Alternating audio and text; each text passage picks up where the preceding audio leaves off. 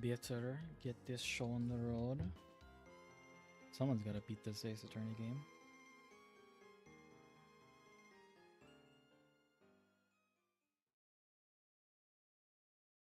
And it's all wrong.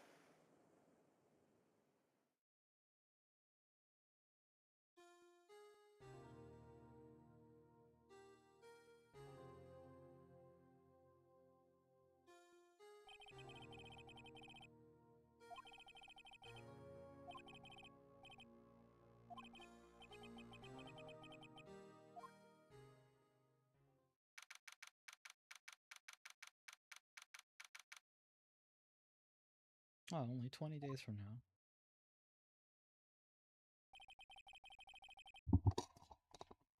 Why do I come here to the office every day? It's not like I want to work.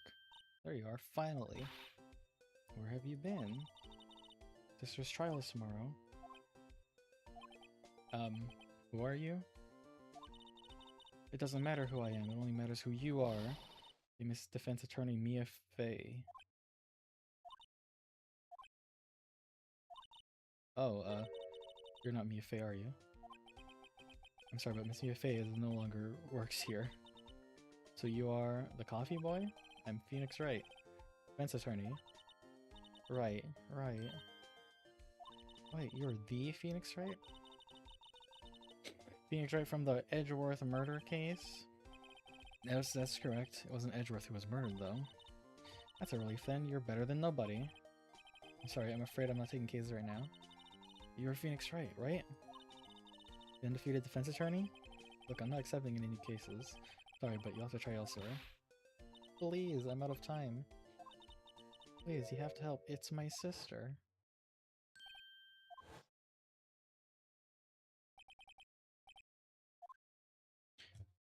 Doppelganger! Okay, I'll hear you out. Really? Thank you so much. My name's Emma Sky, scientific investigator.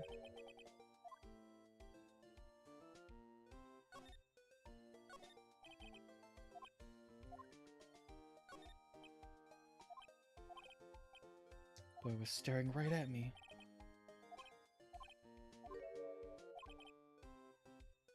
I do sometimes get strange looks from the clients, though.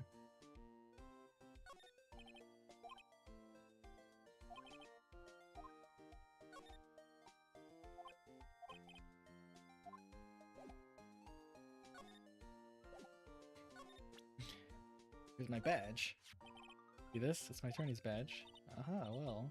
I've seen a real one before. You're the first one who's actually been interested in mine, believe me. The combination is mostly silver, the gold plating is flaking a bit. Analyzed it. Scientifically. Does this appear to be any corrosion to the sulfides? I'll give you 50 bucks for it. Not for sale yet.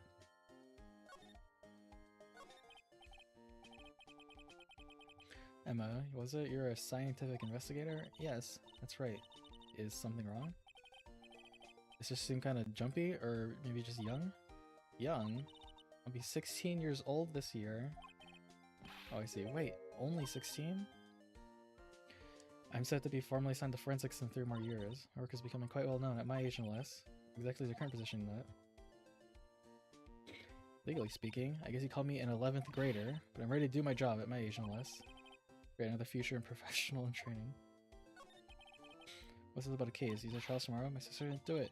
She wouldn't stab someone with a knife, she wouldn't. So it's a murder case. I don't care if there's a witness who saw her did it. She didn't do it. I know she didn't do it. It's a scientific fact. And there's a witness. Just talk to her. You'll have to talk to her. I guess I bring Mia Fey, but that's interesting. How would you know Mia? I didn't investigate when you grow up. Excuse me? I'm not a child, I'll have you know. I'm good to have a goal. I'll be a very unusual one.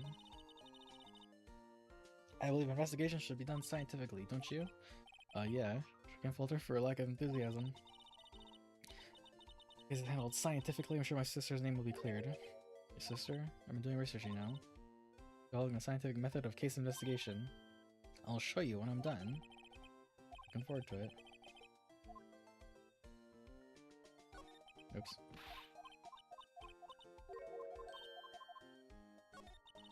But as for Mia specifically, this Mia Fey person was a few years below her in school. Just told me to go with Mia if I ever need a defense attorney, and well, I need one. Incidentally, Mia's a woman. Now that you mention it, it is more of a woman's name than a man's. I think you help your sister out like this, you must be close. Well, actually, she kinda... When she gets like she is now, I kinda hate her. But she's my only family. But your parents, they died in a car accident when I was little.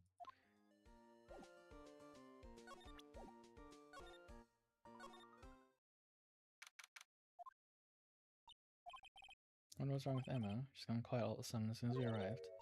Guard, I thought you told you didn't want visitors. Right, ma'am, it's just your sister. No excuses, or did you not want to raise it this year? Understood, ma'am. Sitting backwards in a chair. Hi, Lana. Funny. I remember specifically telling you not to come here. My memory's failing? But look, I don't want to come here either. You're trial smart and you still don't have another defense attorney. I'll be the one in court tomorrow. This has nothing to do with you, Emma. Isn't that right, Mr. Wright? Hey, how do you know me? Mia mentioned you. I've heard quite a bit. I'm sorry, what exactly is it that you do? Lana Sky. I'm the chief prosecutor for this district. You're a prosecutor? Nice outfit. Visitors want a lawyer. Could this be a coincidence?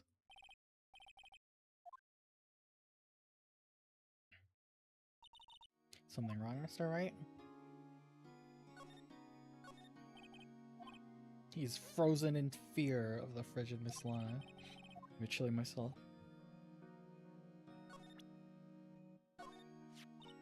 Badge looks new. I polish it daily. In a few years, the gold plating will flake off. Then we'll see the real you. Yeah, whatever happened to innocent small talk? Give it 3 years, then we'll see what you've become. Something you should know from the start, which is... Suspect in the case has confessed to the crime. Wait, but the suspect is... me. I did it. Well, Mr. Wright? Well, why don't you begin by telling me exactly what happened? Place yesterday, February 21st at 5:15 p.m. What's specific? Was in the witness's deposition. Witness clearly saw me committing the crime. That was a bit of bad luck, wasn't it? Placed at the underground parking lot in the prosecutor's office. Body was found in the trunk of my subordinate's car. I was arrested on the spot, caught red-handed as it were. Well, that's just great. Who was the victim? An investigator with the police department. The correct term is detective. A detective? Death was due to loss of blood. He was stabbed once in the stomach. By you? Death wasn't immediate, but the wound was fatal. I have to repeat myself, Mr. Wright. The victim was a detective. You know what that means, don't you? Uh-oh. What, Mr. Wright? What does it mean? Well, it means this department will consider it a matter of pride to have me found guilty. Use any means at their disposal to do so. This case gets worse and worse with everything I learn. You're the chief prosecutor? That's correct. We're overseeing every trial handled by the prosecutors in this district. Prosecutors have what they need to do their job and manage every aspect. Those are my responsibilities in a nutshell. An awfully large nutshell. I'm a little surprised. I would think you'd recognize this district's chief prosecutor, Mr. Wright. Huh? In fact, it seems impossible you wouldn't. Alana, what happened to your hand? Well, this I cut myself by accident when I stabbed him, that is. Huh? Very good at being a criminal, I suppose. How am I supposed to defend this? I'll change the subject. She was in the class ahead of Mia, wasn't she? You were in school with Mia, correct? A few years above her? I told you that, did she? Well, why not? I did drag him all the way here from his office. Seems he has very little in common with Mia. Hey, I was in law school. I was in my third year. She was auditing class. It was different than the other students. Different? She was strong. She'd do anything to become a defense attorney. Anything? That was probably why she was attracted to me. Excuse me. Intellectually attracted. Lana was top of her class in school. I was the best there was. I'm doing pretty good in school too, by the way. It's a bit different when Emma says it.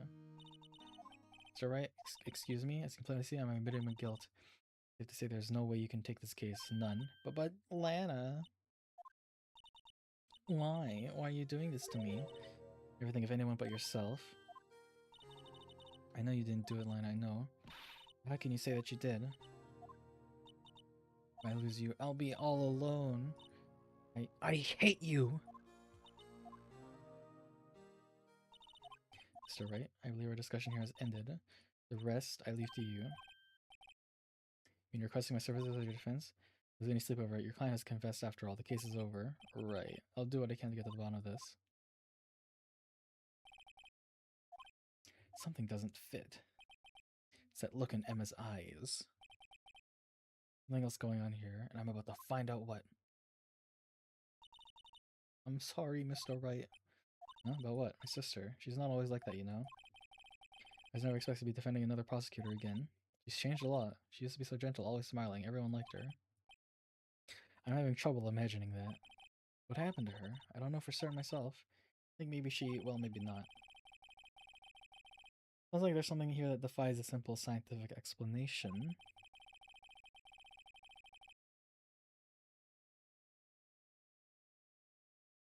Let's check out the underground parking prosecutor's office, shall we? Oh, okay. Oh, hello, Max. It's good to see you. Got my vitamin D bottle right next to my bottle of Mod Podge, and I think I'm gonna open my Mod Podge and eat the vitamin D by accident. Or... oh, right, that's the thing you don't want to eat. Surely they look a little different. Is this a law where it all happened? Looks like they're still investigating. Funny that my first visit to the prosecutor's office should be like this. Everyone, keep up the good work. Hey, what are you thinking? Well, they're going to be my coworkers 3 years from now, after all. Armin's saying hello. Actually, there is. You know, so attorneys aren't supposed to examine crime scenes? I'm trying not to stand out too much here, see? Hey there, you're expecting to go unnoticed around your partner? Partner? A cowboy. What do we have here? Looks like a bambina got loose from the ranch and is up to no good. Gotta learn to keep their doggies tied down, partner. Mr. Marshall. Marshall looks more like a sheriff to me. Looky here, Bambina, I know how you feel. But this is my gang's gold strike, see? It's our claim, our territory, with a mother load of evidence. You're fixing the mess with what's ours. You'll regret it, partner. You know what dreams the cactus on the desert dream? You wanna? What's this guy talking about? You head out long home now. Happy trails, Bambina. The fuck? Was that Ombre a friend of yours? Kinda. He's a detective. Who thinks he's a sheriff from the Wild West, it seems? A wallet? Excuse me, officer. Wait, what are you doing, Mr. Wright? What am I doing? I just found this wallet, so I'm heading it over to the police. I don't believe it. This is real basic. Anything at a crime scene has evidence. Let's be scientific about this. Please, just put it in your pocket. How's that scientific? Sounds like theft to me. Wallet hastily stuffed into pocket. I'm called to duty already, and at my tender age. I teach you the trick of examining evidence in detail, okay? Well, her eyes are sparkling. I can tell she's been waiting for this. Look at the court record.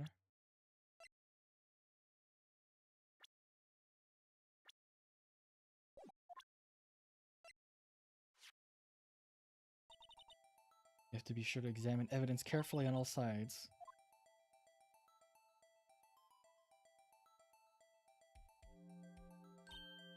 Look, I think that might be clear. You should check it out with a press of enter.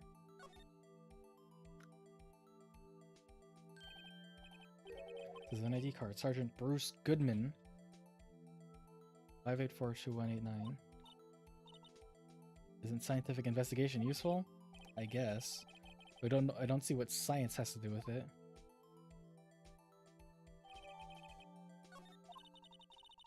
Should examine every piece of evidence we find. Should be on my toes from now on.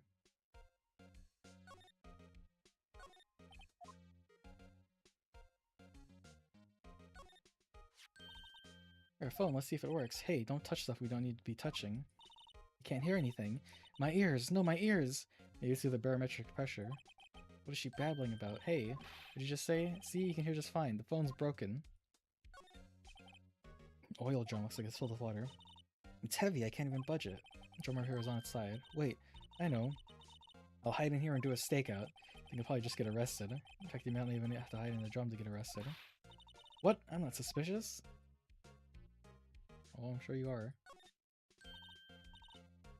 A ladder? That's a step ladder. What's the difference? In scientific terms, please. Scientific, huh? The basic nature of things, Mr. Wright. All seems so horribly familiar somehow. Look, a door. This must mean something. I'm not sure doors mean anything. No, it won't open. A mysterious lock.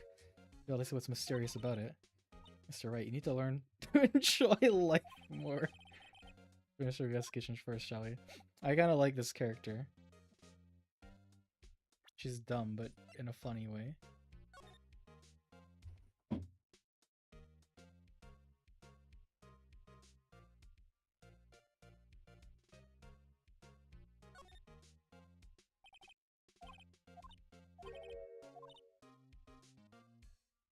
Letters, silly. There's no reason to have written language in the first place. True. Sergeant Bruce Goodman, Yabba-Dab. See, wouldn't that be better? Yabba-Dab? Well, it has a certain ring to it. Exactly my point. Doesn't take much to amuse her.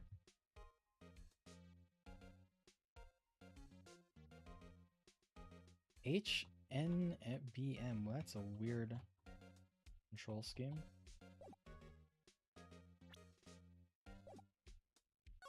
Oh, slide. No time to waste, let's get hunting for clues. I wonder what this is. Well, partner, looks like you had no intention of going home quietly. The sheriff! I said before, this here's our claim. Let's be moseying it along unless you're fixing to bite the bullet. Ugh, scary! Did you just tell us one thing? Who owns that car? Well, well, the little filly's got a good nose on her. You know who rides the red Mustang with a body on her saddle, eh? Please. No problem, partner. About time for the vittles anyway? Get yourself to the saloon up on the 12th floor of the prospector's office. Let's find the cerveza you like. Who does this guy think he is, and when for that matter? Self, look up Vittles Saloon Cerveza. You should check out room 1202, the High Prosecutor's office. In any case, stay away from the car. You can look around here all you like. Keep your paws off our claim. Alright, great. Maybe there's some clues around here. Let's check it out. Excuse me, were you two all set?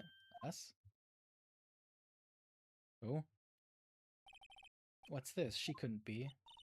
You're selling lunches? Here? This is a crime scene. Hello, half and half was it? Oh, thanks. And you, sir? Yes? Crunchy goodness coming at you. Thanks. Interesting way of doing business. This area is off limits to anyone without clearance, especially passerbys. Are you officers? No, but you don't exactly look like the type to have clearance. That's hardly a way to greet someone. Even if my days as the cough-up queen are over, what? Cough-up, huh? You know, I'm feeling kind of full. Maybe I'll pass on lunch. I'm quite connected to this case, you see. The images are burned into my eyes, you might say. Yes, all the sort of secrets. Secrets? Dear me, you're a slow one, aren't you? I'm referring to the murder, the stabbing of that detective. A witness clearly saw me committing the crime. You mean you're the witness my sister was talking about? Please, cough up queen, tell us what happened. Name is Angel Star, don't you go forgetting it? Prefer you know it, I'll have you whimpering at my heels. Yes, ma'am. Yep, she means it. Oh, hello, Dave. It's good to see you. Arbitrary Solutions Attorney. Yesterday was the day of destiny. I knew something was going to happen. Just like I know that daily special on Friday every week is salmon. Destiny was yesterday special for some reason. You're a defense attorney, right? You should know then. You should know the foul misdeeds of the evil ones who haunt this den of inequity. Evil ones? Prosecutors. They have no qualms about blackening the names of innocents. And yesterday they paid homage to the most evil one of all, given an award for King of Prosecutors. What a farce. So she's saying there was some kind of prosecutors convention yesterday. I was almost compelled to lace their lunches with something foul. You have a personal grievance against prosecutors or something? Or is there some kind of scientific evidence of this, evil? Young miss, mock me at your own risk. You'll soon find out why they call me the cough-up queen. Ew. The most heinous of all evil ones, the one they awarded yesterday. It was in his car that they found the body. Proof that he devours the evilest lunches of all. But really? Really what? I'm totally confused. One thing's clear, this lunch lady has a thing against prosecutors. What exactly is it that you witnessed, Miss Star? It was a fascinating spectacle, to be sure. Now I feel, they say when you talk about a woman's wrath, the Atlantis guy wielded a knife so... Her knife flashed in anger, bringing him to a sad end. It was truly a sight to see. You mean you saw the very moment of the crime? None of his silvery ties to this world being cruelly cut still ring in my ears. A rhythmic beat of Atlantis guy's knife. Wait a second, do you know Atlantis guy? Of course. A defeat becoming chief prosecutor. How many lunchboxes of sin did she pack to make that journey, I wonder? She always travels light. Why does pretty lunch lady know the chief prosecutor's name? Could we ask a bit about yourself, Miss Star? I'm here every day to sell lunches. I import only the freshest and best from the Far East. For some reason, the box lunches are a hit here. I want to make lunches here rather than import them. Did you say something? No. Only true connoisseurs can understand. The kind you can only tell someone who has tried General Tso's Trilobite lunch set. Never mind, you win. I don't even want to appreciate part of a Trilobite's flavor. Yeah, anyways, I come here every day to sell lunches. My boyfriend works in the security room here at the prosecutor's office. Your boyfriend? See the security room over there? The glass-walled booth? I sell my lunches in since I'm here anyway. I drop in to see him. If you're here anyway, I guess selling lunches is more important than romance. So to scientifically analyze the data we have available so far, you, Miss Star, are a lunch vendor with an ulterior motive for coming here. Useful analysis, not. Salmon's the best fish, fight me. Pretty much. The lunch lady looks like that. Oh! Did you have a bad experience with a prosecutor, Miss Star? I sense some hostility. Hostility? Ha, perhaps. Prosecutors are all alike. And the bigger they get, the worse they smell. Kind of like 10-day-old clams in a chowder. Wonder if Miss Star was involved in some legal trouble in the past. That'd be a sure cause of food poisoning, scientifically speaking, of course. Now you're talking cough-up queen. Thought she was just a lunch vendor, but now I'm not so sure.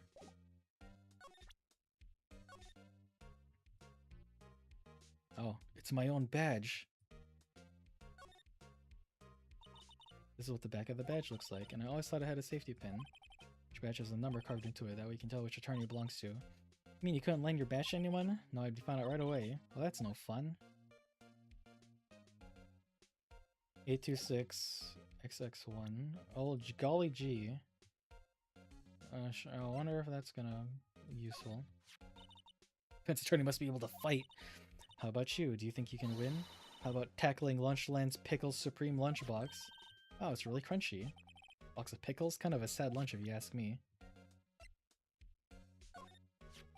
About this card. Lunchland vendors accept cash, no cards. Especially not a card belonging to someone else. No, this isn't a credit card, it's an ID card. It belongs to a detective. And you're showing this to me, the lunch lady. Why?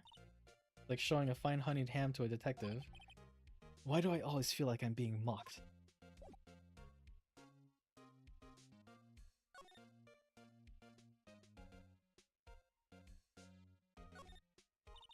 So where the cards leave a lot.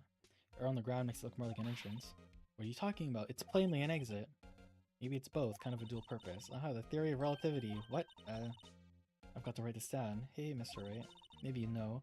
Was Mr. Relativity German or was he British? Mr. Relativity, are you sure that was his name?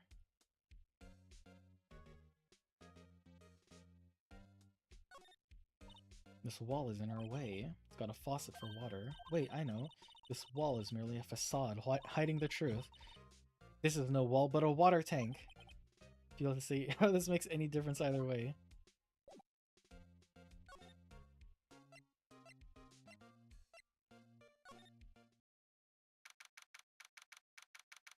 Oh wow, everyone really likes the Silver Samurai. This is the kind of room that screams, I can do the job. But a change from your office, really. Thanks. Look, there's a trophy or something here. A trophy? What's that? What, that? Shield? Takes a real nerve to display stuff like this. Whoever's office this is, they must be a real stuck-up jerk. Phoenix Wright. You never tire of prying into other people's business, do you? That voice! Long time no see, Edgeworth. Huh? Ah! Mr. Edgeworth. You know him from somewhere? Of course, I'm his biggest fan! My sister introduced us once, and, right, her sister is a chief prosecutor of all. Well, what brings you here? I'll warn you. I've been known to be a real stuck-up jerk. No, did I...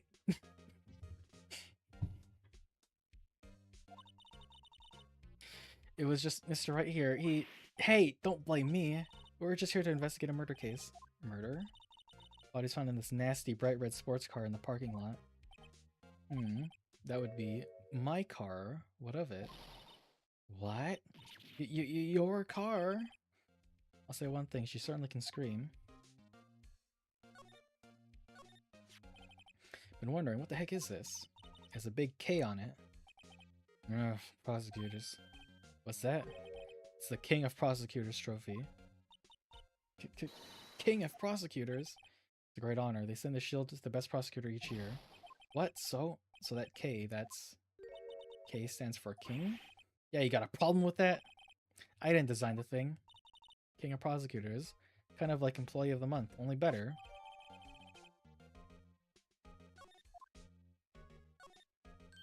Hey, a chessboard. I'm meant to open my chest, but it looks like blue's in a bit of a tight spot. The red knights have surrounded a blue pawn, huh? Those horses are mounted knights. Their swords have really sharp edges. Check out the poor pawn. His head is kind of spiky. That reminds me of you. Mr. Edgeworth must be an avid chess player. What's wrong, Mr. Wright? Edges surrounding a pawn with spiky hair. It's nothing. Work desk. It's quite tidy, as one might expect. What a nice desk. Easy to use and easy on the eyes. Polished so well I can see my own reflection. Strange, why did I just pick Detector Gonshu? Maybe I'll take that name plaque as a souvenir. Don't. He'll sue you. My, what an amazing bouquet. Just right from Mr. Edgeworth. No kidding. Hey, there's a card on it. Back from the dead, Wendy. Wendy? I've heard that name somewhere before. Beside it, a giant steel samurai. Wow, I want one. Huh? Something written on the bottom of his foot. Between a rock and a hard place, Wendy. Wendy? Is she Mr. Edgeworth's fiancée? Old bag. I don't think so.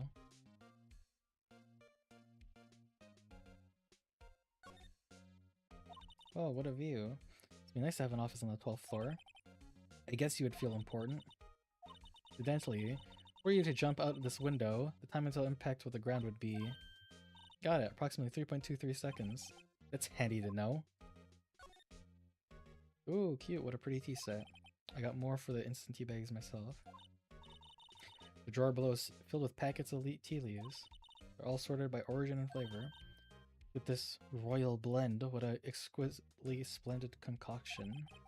Such a thing as taking a hobby too far. Wow, this jacket is even lacier than his usual ones. This must be his lucky trial jacket. Lucky jacket, right. I've never seen him wear it. So there's a story behind why it's in a frame. Maybe I'll be naughty and take a picture. He's getting way too excited about this. Mr. Edgeworth has such a comfy sofa. Sofas like this make me want to curl up and take a nap. Betty pores over his case, files here until the wee hours of the morning. Then he takes off his jacket, rolls up his sleeves, and goes to sleep using his arms as a pillow. I don't believe it. She's actually daydreaming about Edgeworth working. I bet in the morning he has sofa hair and little creases in the cheeks of the seams. He's so cool. Sofa hair is cool? Oh, these are all case files? They're stacked up to the ceiling. Even a ladder. Odd. I thought Edgeworth wasn't good with heights. He must have someone to get them for him. Strange, why did it take another gumshoe? You wouldn't say that if you saw him sweating bullets up on that ladder.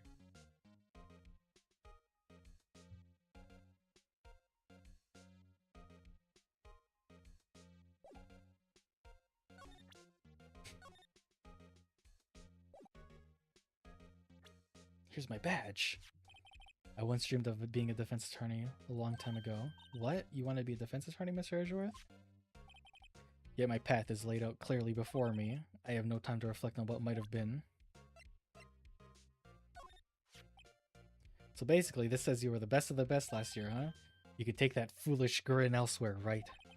I lost a day of work to receive that travesty. Huh? Why's that? I had to go to the police department to receive that broken shield. The police department? Yes, right next to the police station downtown. You've been there, haven't you? Where? Detective Gumshoe works, right? I was wondering something about your shield. Why is it broken? What does it matter? I got more important things to worry about. Oh, right. Seemed to concern about the award, for better or for worse. Yesterday was a very busy day for the prosecutor's office. Maybe we should ask him more about yesterday. So the body was found in your car. Go ahead and say it right. You think I did it, don't you? After you went through all that trouble to help me last year, no less. No, we don't think you did it. I mean, it was my sister who stabbed him. Wait, no, she didn't do that. I mean...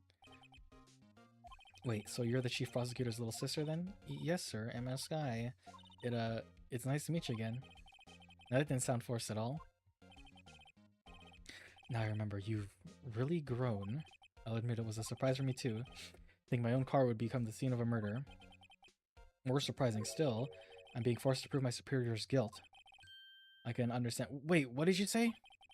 This guy's the chief prosecutor, top prosecutor in the district. She can't prosecute herself, so I'll be the prosecutor at the trial tomorrow. You, Mr. Edgeworth. To be honest, it's a bit of a miracle I'm still here after all, at all. What do you mean? Rumors. You've heard the rumors about me, haven't you? That you're a demon attorney? It's hard to remember the time where there weren't rumors about this guy. Forging evidence, arranging false testimony, illegal searches, you name it. Thanks to you, my innocence was established in the trial at the end of last year. However, there are some who say I'm the one responsible for the current incident. What? That's crazy. People need very little excuse to think ill of others. It's a fact of life, impossible to stop. But some of them even go so far as to present me with toys like this. They think it's funny.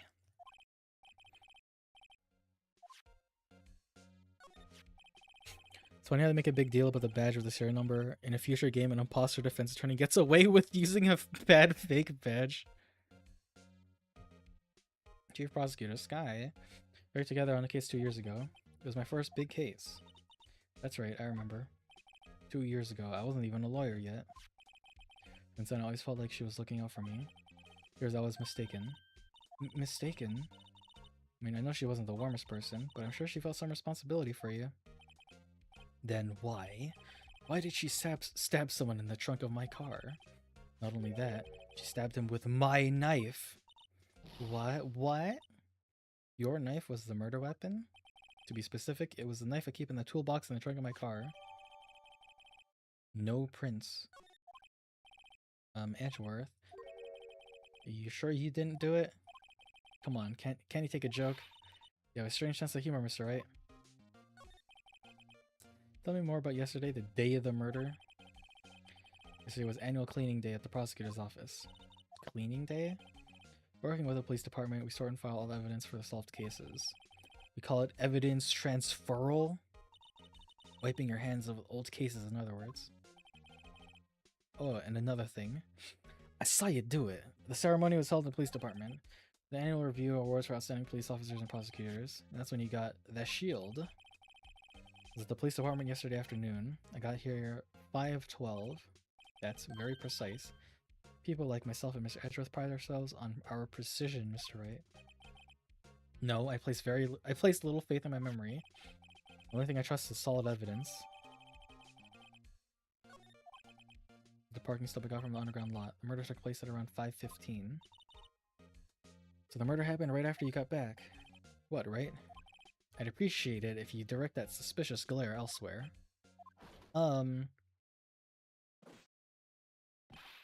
Excuse me, but is Mr. Edgeworth anywhere on the premises?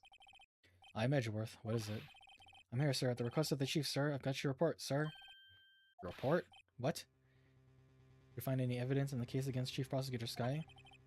I don't like the way this conversation is going at all. Sky, sir? No, sir. No name of that kind, sir. Not in this report, sir. I think I just heard Edgeworth's lid blow. Mr. Edgeworth's lid isn't on very tight. I made a clear request to the police department, did I not? I need to focus on the trial tomorrow, so don't bring me anything unrelated. Sir, but, sir... I'm just following orders, sir. They told me to bring this to you. I wasn't aware of the particulars of your arrangement. Give me your name. Yes, sir. Meekins, sir. Officer Meekins. Right, Officer Meekins. Take your report and leave. And good luck with that raise next month. But sir, I didn't know. Poor guy, looks like he was absent on the day they gave looks like he was absent on the day they gave out brains and good luck. Right. Yes, sir? God, he caught me off guard. As you can see, I'm busy. You may leave now. Let's do what he says, Mr. Wright. The victim was a detective from the same department as that patrolman just now.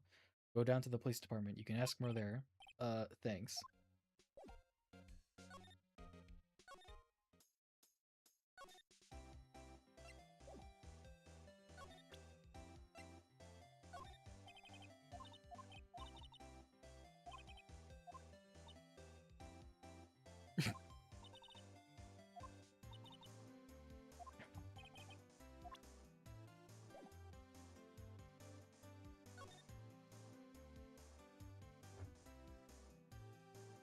It's nice character development that Emma is cute and innocent here, but grows up to be a bitch later. Really?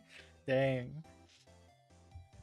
I kind of like her character so far. I feel bad if she's not very nice later, because she's kind of a super smart retard at the moment. Edgeworth's toolbox knife.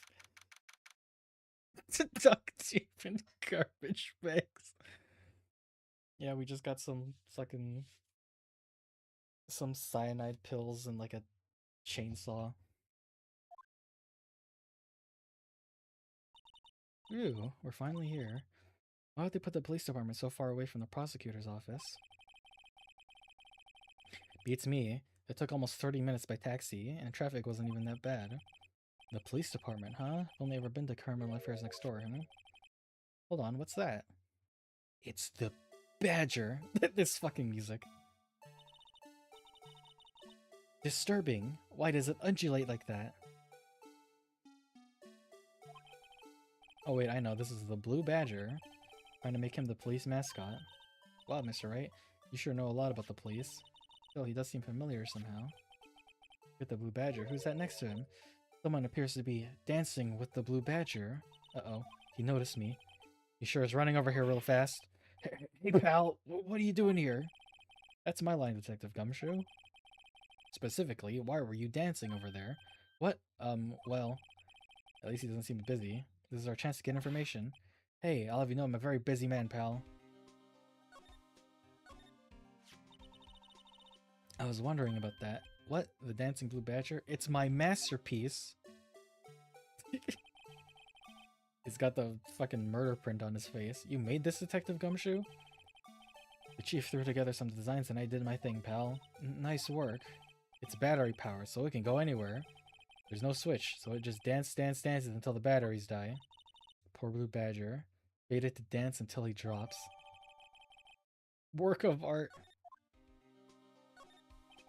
Look, that patrolman is saluting the other guy. He must be a detective. And then I said, hey, you do that. Your soup will get cold, buddy. That's hilarious, sir. I laughed so hard I cried. I guess he wasn't saluting, he was wiping tears from his eyes. They make a good pair.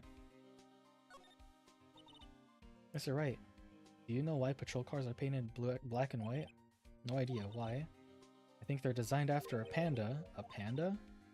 Not that I have scientific proof, it's just a theory. You mind coming up? You mind me asking how you came up with that theory?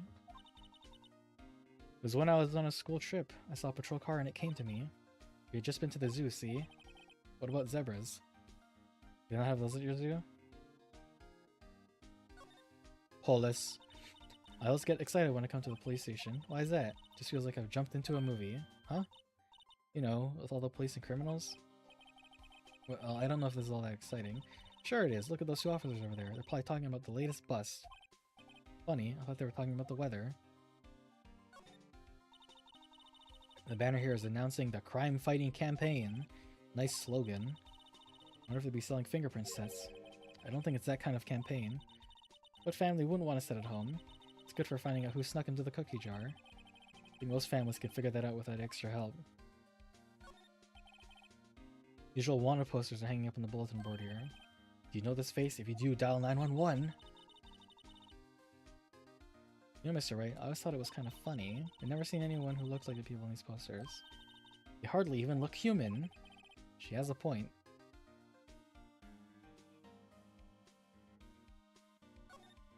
The detectives in there look pretty busy. Just imagine, right now, behind those doors, a police drama in action. Somehow the thought fails to excite me. She just looks so stupid, I love it. Alright, we can examine all the things. This must be the victim's blood, right? Either that or Edgeworth cut himself peeling an apple. What's Edgeworth doing with a knife like this anyways? Hey, maybe he spends his weekends roughing it in the wild. Edgeworth in the wild? I think I like my fruit peeling theory is more likely. You kidding? I was pictured him as an outdoorsman. Now there's a scary thought.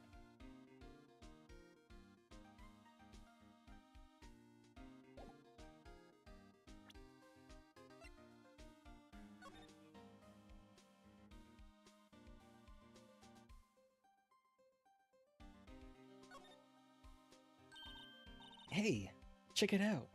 There's a metal plate here. So the names of all the previous recipients are engraved on it. Wow, one guy's name is listed a bunch of times. Von Karma. I guess he must be a foreigner? Yeah, that's probably it. Well, wherever he's from, he must have been an amazing prosecutor. I'd like to meet this Mr. Von Karma sometimes. When she says it, his name does kind of have a ring to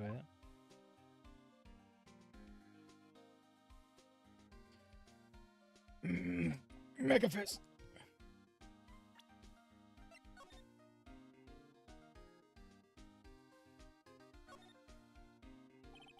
Miles Edgeworth, 1712. This is the day of the crime. The murder took place 3 minutes after Edgeworth parked his car. If only he was held up at a couple extra red lights, he wouldn't have been caught up in the whole affair. Perhaps. Just to go to show you... It just goes to show you never know what'll happen when you run a yellow light.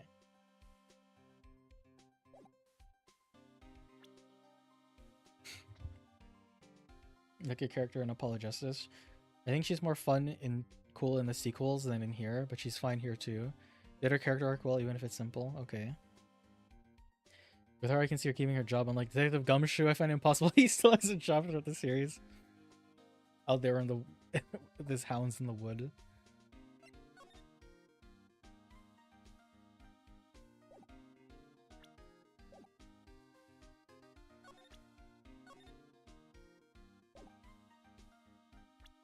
Here's my badge. Detective, here's my attorney's badge. You show this to me every time we meet, pal. Real men show their police badge, enough said. I wish I had a badge, even an ID card would be nice. Wait, speaking of ID cards, I found that detective's card, didn't I? Here you go. Detective Gumshoe, what can you tell me about this? Hey pal, this is a detective's ID card. You can't just keep that, you'll have to turn it into the police. People like you that get me in so much trouble all the time. Meaning, Detective Gumshoe must drop his card a lot. Let's see, Bruce Goodman. Goodman? Sounds familiar. Nah, my mistake. But didn't you work together in criminal affairs? Whoa, now I remember! Bruce Goodman! He's the victim! That's what I thought.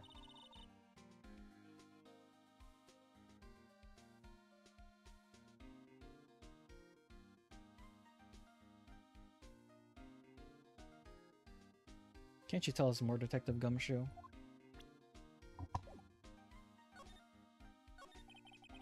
I'll give you one word of advice, pal. You better not agree to defend the suspect in this case. But why not, huh? Well, it's just that the chief prosecutor has confessed to the crime. She says she summoned the detective to the prosecutor's office and she killed him. What if she's not telling the truth? Yes, well, no, come on, pal, there's plenty of evidence against her. What if the evidence was faked? Hey, pal, can I speak to you for a second? Huh? Me? Why is this little girl so peeved at me? She's a relative of the suspect. She's Lance Guy's sister. Well, the chief prosecutor's little sister. Please, just please investigate this case carefully. Scientifically. Yes, sir. Oh, by the way, you might want to keep your voices down. You don't want to overheard using words like faked. Huh? Just, it's a sensitive issue with us these days. So what are you doing here, Detective Gumshoe? Me? Oh, well, nothing really. They kicked me out of criminal affairs. Detective Gumshoe, what did you do this time? What do you mean this time? Then what happened? I know things are busy right now. I mean, with my sister's case and all. It's true. Never had a chief prosecutor murder anyone before. Only the highest ranked people are being led into criminal affairs now. The lowest ranking guy in there is the chief of detectives. They're not letting any of us rank and file detectives in at all. None of you? I know this is an important trial, but isn't that a little odd? So anyway, I thought I'd spend the day getting the Badger dance down pat. Isn't there anything else you could be doing? She looks so disappointed. They gave her really good, like, portraits. The chief of police himself is directing this investigation, pal. And Officer Marshall was assigned to the underground parking lot. Officer Marshall? I think about it, Emma did seem to know that Marshall guy. Patrolman in charge of the crime scene. It's unheard of, pal. So this ID card belonged to the victim? Who's a detective like myself, Detective Bruce Goodman. Don't you think it's a little strange? I mean, why would the victim's ID card be lying on the ground where we found it? Well, Detective Goodman should have been at the police department yesterday.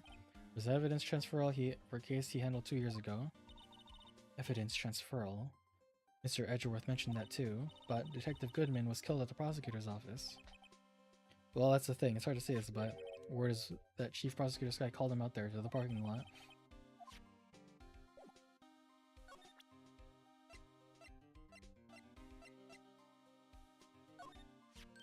Hey, that's it. That's the King of Prosecutors award that Mr. Edgeworth got yesterday. Were you at the awards ceremony, Detective Gumshoe? Of course, pal. I got an award for diligence myself. Congratulations. I was wondering, why is the award a shield? And why is it broken? Oh, there's a reason. I'll tell you what it is later. Apparently he's forgotten. But I was proud of Mr. Edgeworth for winning that award, even with all the naysayers in the prosecutor's office. Naysayers? Must be because of the rumors. Found in Mr. Edgeworth's car, stabbed Mr. Edgeworth with a knife, huh? What would drive Chief Prosecutor Sky to do such a thing? Wait, I didn't mean... Of course, sure, of course someone else really did it. Someone who must have a grudge against Mr. Edgeworth. Car and the knife do seem a little too well organized to be a coincidence. Poor Mr. Edgeworth, what could have happened? Find a little more about what's going on with Edgeworth.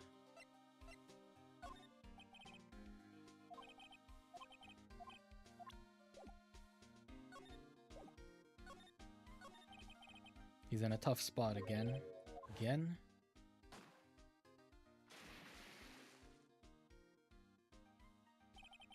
Well, it all started with the murder of the defense attorney, Hammond. But Mr. Edgeworth was found innocent. Listen, pal, there have always been rumors about Mr. Edgeworth. Forging evidence, making deals with witnesses. Nothing outright, but there are always whispered rumors. Ever since he was accused of murder, no one's actually whispering. They're practically shouting. But there's no evidence against him. Well, Mr. Edgeworth has always had unusually strong ties with the department higher-ups. It's only natural that people would be suspicious. I had no idea he was under the gun. Anyway, this latest case has started a new rumor. People say the only reason he took this case is because he's aiming for the chief prosecutor's position himself. What? But I know the truth, pal. Nobody wants to be the one who has to prosecute the chief prosecutor. Mr. Edgeworth is biting the bullet on this one. He's doing this for all of us. That's all I know about that. Not officially on the case, you know. Thank you. Why aren't you handling the case, Detective Gumshoe? We met the guy who is, what was his name? The guy in the parking lot? Maybe Officer Marshall. He was appointed directly by the Chief of Police.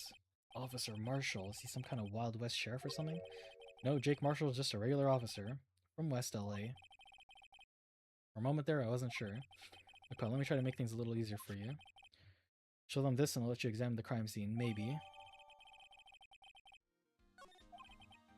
I'll be surprised if this gets us anywhere. Just act like you're supposed to be there and nobody will look at you twice, pal.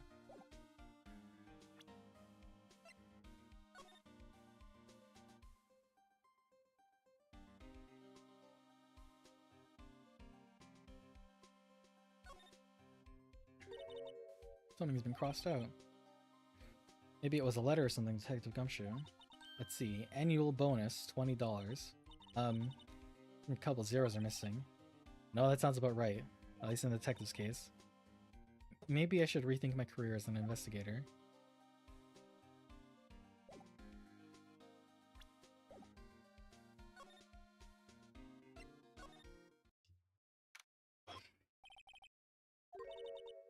I have to be getting back to the shop. Alright, looks like I'll be stuck in this pit till the sun sleeps. See you in my dreams tonight then, baby. Oh, still here? Oh, hello. Why the surprised looks, didn't I mention? Got a boyfriend in criminal affairs too. What happened to the security guards? Hey, what's wrong, Bambina? You're looking like a doggy that's lost his herd. Jake Marshall. Strange guy to put in charge of the crime scene. There's something I wanted to ask you. It's the end of the crime. A cold grave for men who lost their dreams. And me, I watch over them as they sleep, dreaming of the desert's harsh judgment. He's asleep. Well, we show this. Should we show this off?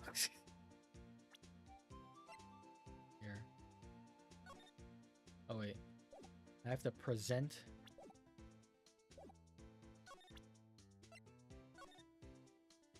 Oh, just give the goddamn thing to him. Would you mind reading this for me? What's this? Our warn you, fan letters go right to me. Go right in the spittoon. Load introduction from Detective Gumshoe. Maybe investigate. Gumshoe? Ah, that old cow dog. You holding a birthday party or something? Huh? Look, where it should say letter of introduction, it says letter. It says invitation. I think you just miswrote it. Wait, why am I getting all defensive here? No worries. This proves it's from Detective Gumshoe. Better than a blood test. Guess I better let you in then. Thank you, Officer Marshall. Well, that's right. He's a patrolman, not a detective. Which reminds me. Hey, wait a sec. Isn't a crime scene supposed to be handled by a detective or higher? Well, folks, who's a call-in? Welcome to our gold strike. Be like the settler. Strike out for lands unknown. Manifest destiny. Let's have a hootenanny. Note to self. Police investigations are like settling land. Well, Miss Wright, what do you say? They won't be needing this anymore. Crumpled and discarded. Marshall, can you tell us more about the victim? Good men always die young. Remember that, partner. You should be a little more specific. Bruce Goodman, he was a detective, right? Well, aren't you a feisty doggy there now? Detective Goodman was stabbed here at 5:15. The smiling Madonna told me the tale. It means the witness, Angel Star. One stab to the chest, a fine piece of work. This here's the autopsy report. Was my sister involved with the victim in any way? Funny you should mention that, Bambina. Chief Prospector Sky and Detective Goodman had nothing in common at all. Nothing in common? They apparently worked together on a case a few years back, so there's no motive. Goodman wasn't a particularly gifted detective. That's one reason why he didn't do much work with Chief Prospector. But my sister called the victim here on the day of the murder, right? Here, to this parking lot? So it seems. Like calling an unarmed man to a shootout at high noon. I don't mean any offense, but Officer Marshall, right? You're a patrolman, right? Not a detective? You calling me out? They shoot you for that in Texas. Huh? I was one of them fancy shoe detectives till 2 years ago, to tell you the truth. Oh really? Now he tells me. But you're a patrolman now, so how can you be in charge of the crime scene? Nothing gets by you, does it, Bambina? So why are you in charge? No reason. We're just short on hands right now. I'm keeping an eye out in the meantime. That's odd, though. Detective Gumshoe was saying he had nothing to do, nothing important at least. He's nothing but a sad old cow dog that can't find his tail. It's because he runs with that Edgeworth, eh? Edgeworth? That cow dog's been kicked out of this cattle run by order of the chief of police. Just he don't realize it yet. Detective Gumshoe kicked out of the investigation. Here's my badge. I see your badge. Looks pretty round. Our badge is a star, a lone star, shining in the nighttime sky. Beam of light and illuminating evildoers will come out in the dark. Note to self. Evildoers are weak against starlight. Hey, that's a sheriff's badge. I just wanna hand him things. Alright, compadre, count of 3. You gotta do that if you're gonna drive evidence on someone. That's what we do here in Texas. Remind me to never visit Texas.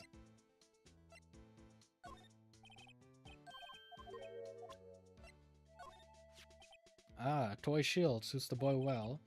What exactly could you shield with that? A toy knife, maybe? Officer Marshall, don't you have anything good to say about Mr. Edgeworth? You don't like him, right? We get the point. You know, when I was a detective, I got one of these. Say, did it have K for King of Detectives on it? They could use the same shield over and over. Note to self, prosecutor's office and criminal affairs are surprisingly cheap. Gone cheaper with every year passing, I tell you.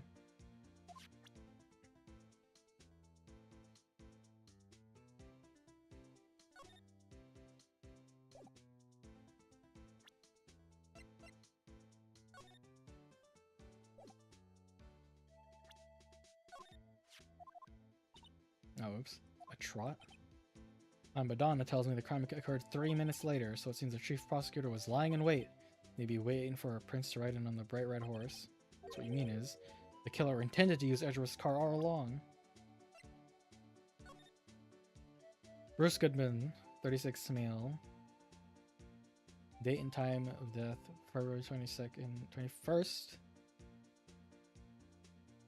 Between 4 and 5:30 p.m. Loss of blood from chest wound. Wound was caused by a 4.5-inch knife. Single stab wound was formed.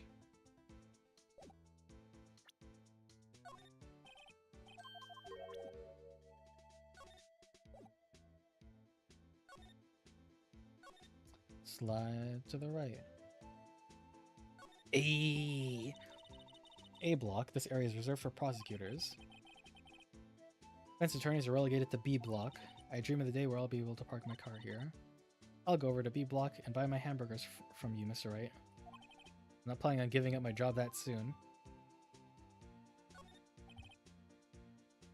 E block is through there. It's where visitors park. I can see the Lunchland car over there, far in the distance. Hey, you're right. I like the cute design on the door. I can see a cartoon cow munching down on a juicy-looking steak. Doesn't that strike you as a little creepy? Just don't think too deeply about it, and you'll be fine. This appears to be the car where the body was found. Looks like the lock on the trunk is busted.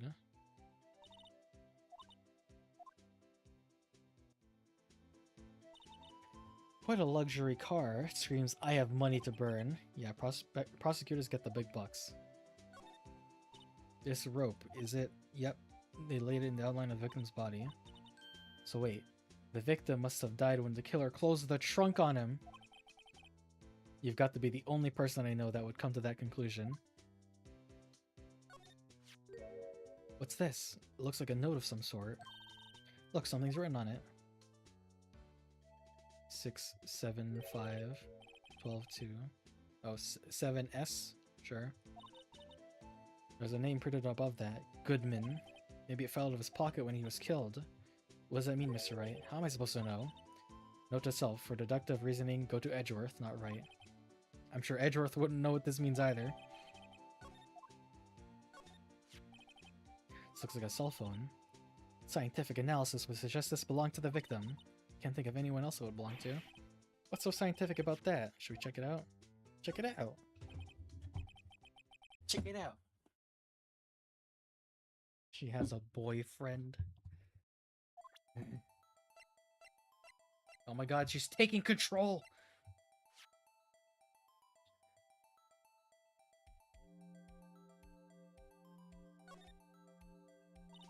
Man, what a boring strap. What's wrong with it? Everyone has different tastes, you know. Here, check out mine. It's a pink princess strap. These are hard to come by, you know. I see the series is as popular as ever with the kids.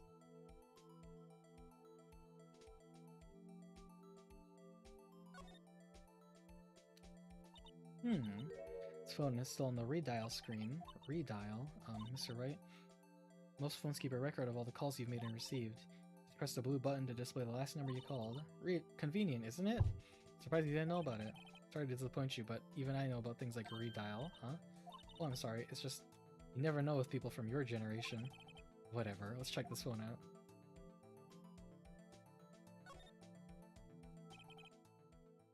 Now to see who the owner of this phone called last, note to self.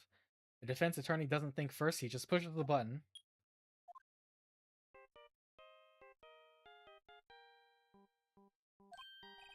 Hey, that song, I know that. What's going on over there? Beep. Ah, oh, sorry. I see, partner. You pressed redial on their phone, didn't you? Well, yeah. Whose phone is this anyway? It was on the ground over there. Whose is it?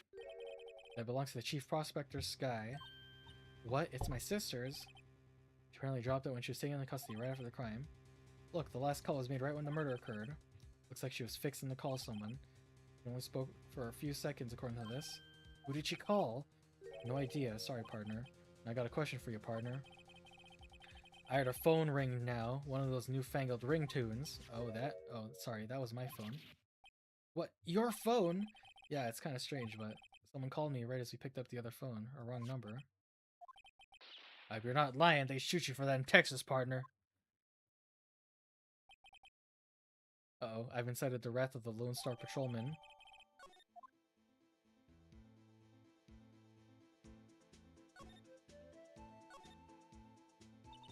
So there's no connection between Detective Goodman and my sister? That's correct, but there's a goldmine of evidence against her.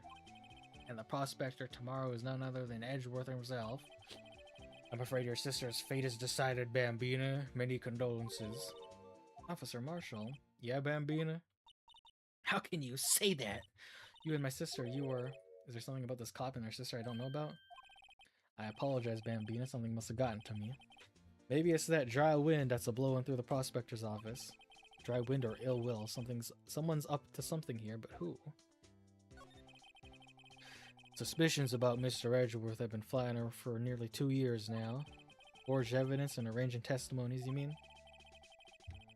I'm just gonna be reading everyone's voice like this. He was unbeatable because he did whatever it took to win. Unbeatable, that is, until he met you.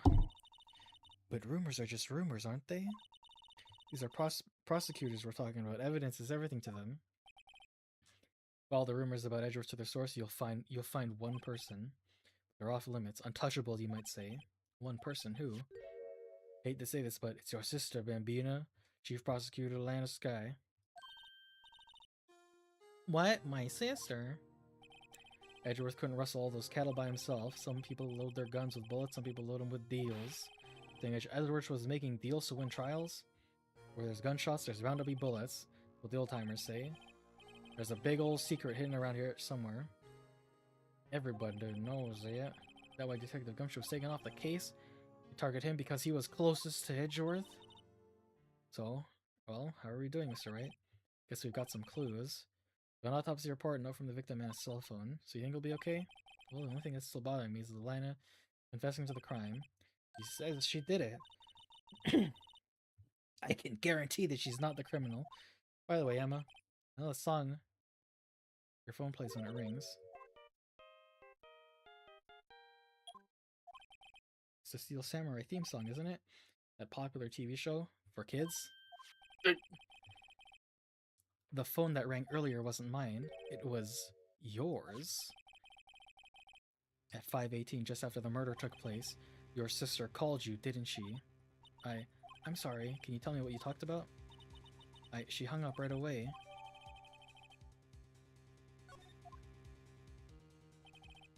Detective is murdered, and the suspect is the top prosecutor in the district. I've got a bad feeling about this, like, maybe I still don't know everything that went on here. I wish they didn't localize the games as hard as they did, keep it based in Japan. This guy must have been a lot of fun in the original writing. I have no idea what he would have been in the Japanese version. Something can't be translated, like how they refer to wine as grape juice.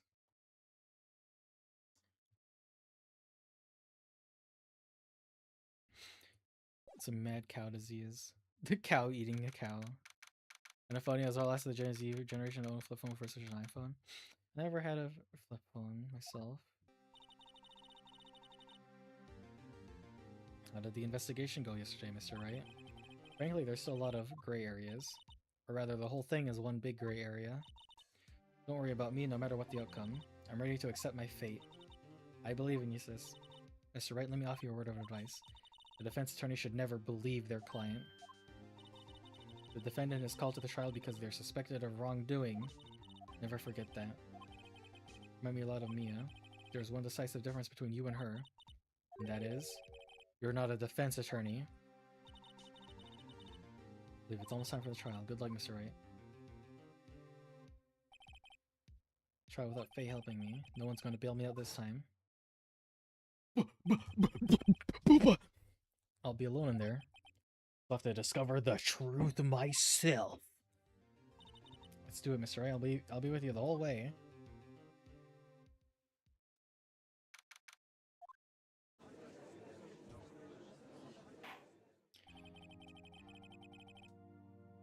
Court is now in session for the trial of Miss Lana Sky. Defense is ready, Your Honor. Petition has been ready for a while, Your Honor. Edgeworth. Edgeworth. It's been 2 months. I haven't been in the courtroom since this trial.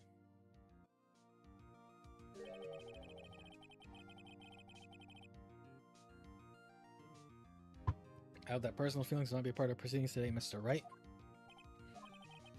I will choose the path I think is right, regardless of what those around me might say. The judgment to be made here is in our hands, not those of anyone else, except for the jury, but okay, I guess it's Japan. Japan, America. Very well, Mr. Edgeworth, your opening statement, please. Chief Prosecutor Lana Sky has committed an unpardonable crime. Not only this, but she was rash enough to commit in the prosecutor's office lot. No, he's much more forceful in person. I suddenly feel like confessing to everything. However, she will now pay for her rashness with her life. There was a witness to her crime, a professional witness. Well, then call your first witness, Mr. Edgeworth. Prosecution calls its first witness, Miss Angel Star, to the stand. The cough-up queen.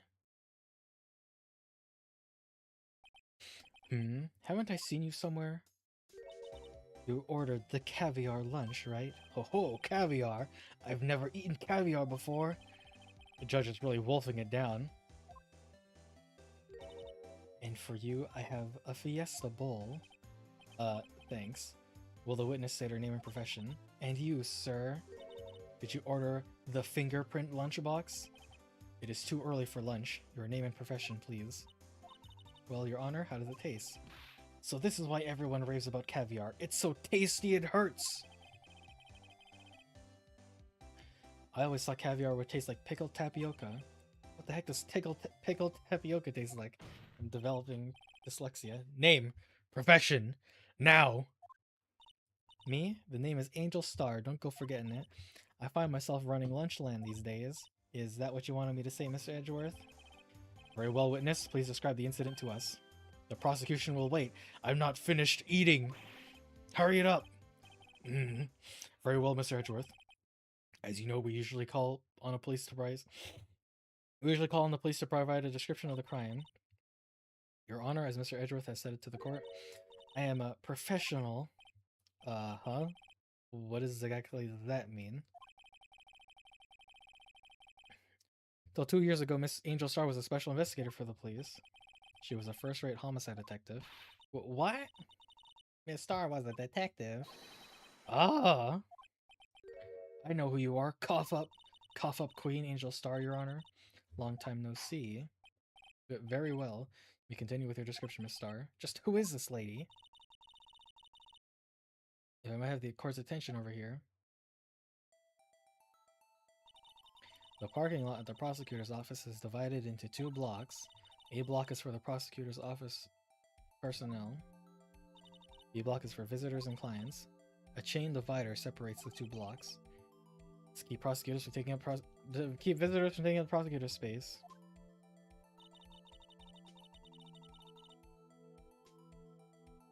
The crime took place by a car in the back of block A block, and the killer stabbed the victim with this knife and went to drive the body out. Fortunately for her, there was a witness, and arrest was made on the spot. Who was this valiant witness? Why, it was me, Your Honor. Witness, did you see the very moment of this crime? Yes, of course, Your Honor. Immediately after that, I apprehended the chief prosecutor. It seems rather cut and dry, doesn't it? Well, Mr. Wright, I can't agree on principle, Your Honor. It seems some poor losers are unwilling to accept the truth, Your Honor. Shall I proceed to crush what little hope they have remaining? If you can, then give them your worst, Miss Starr. Wait, are they talking about me?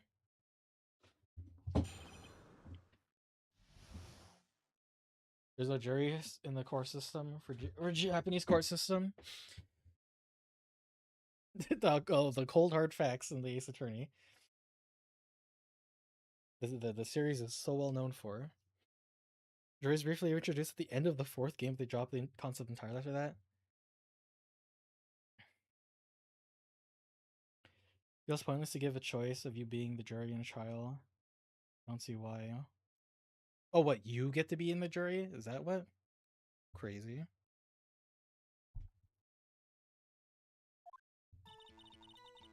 Somehow, I always knew a day like this would come. I was on my way to deliver a lunchbox to my boyfriend when I sensed something. Perhaps it was my finely honed detective's intuition at work. Through the wire fence, I saw the chief prosecutor standing next to a garish car. The chief prosecutor was holding a knife in her right hand. Then she thrust the pointy tip of the knife into Detective Goodman's chest. Bringing a lunchbox to your boyfriend? How touching. As you can see, there is no room for doubt. Key point of your testimony seems to be nothing other than the point of the knife you saw being stabbed into Detective Goodman. So how does it feel to be so utterly crushed? I'm still thinking about that. It's merely a flesh wound, Mr. Wright. Very well, Mr. Wright. You may cross-examine the witness.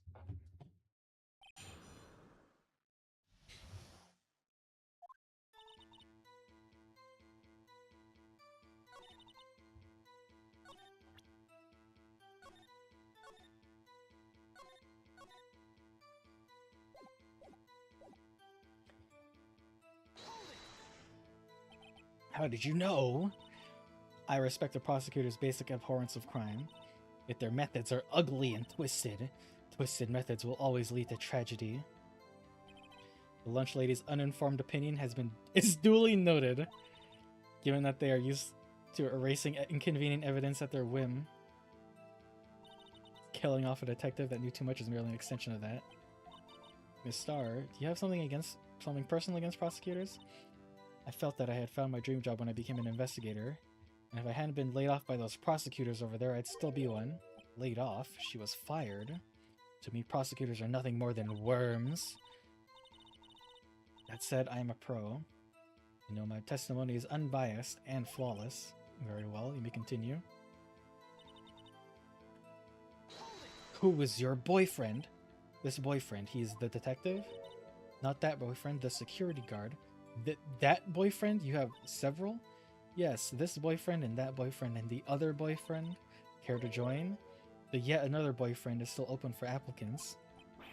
I'll stick with the lunches, thanks. Note to self, the judge had to think before replying.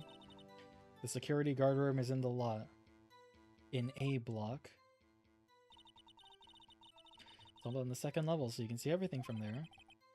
Maybe the room with the security sign. Incidentally, did you bring your lunchboxes by car? Since I'm a visitor now, I parked in B block, so she was in B block when she witnessed the crime.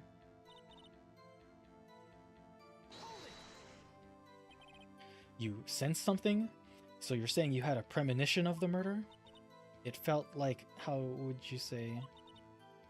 Oh yes, it was like the feeling you get when you view a pumpkin chock full of seeds. I have no idea what that means. Speaking of a detective's intuition, wasn't the victim, Mr. Bruce Goodman, also a detective?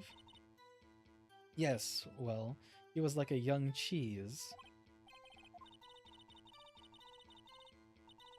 A pale white cheese, not yet tangy with experience on the streets. A greenhorn. And it must be hard, yellowed, and sharp as a tack, with the odor of old cheese to match. Any case, there in the lot, I felt something stirring in the back of my mind. Through the wire fence, I saw the chief prosecutor saying it's a garish car.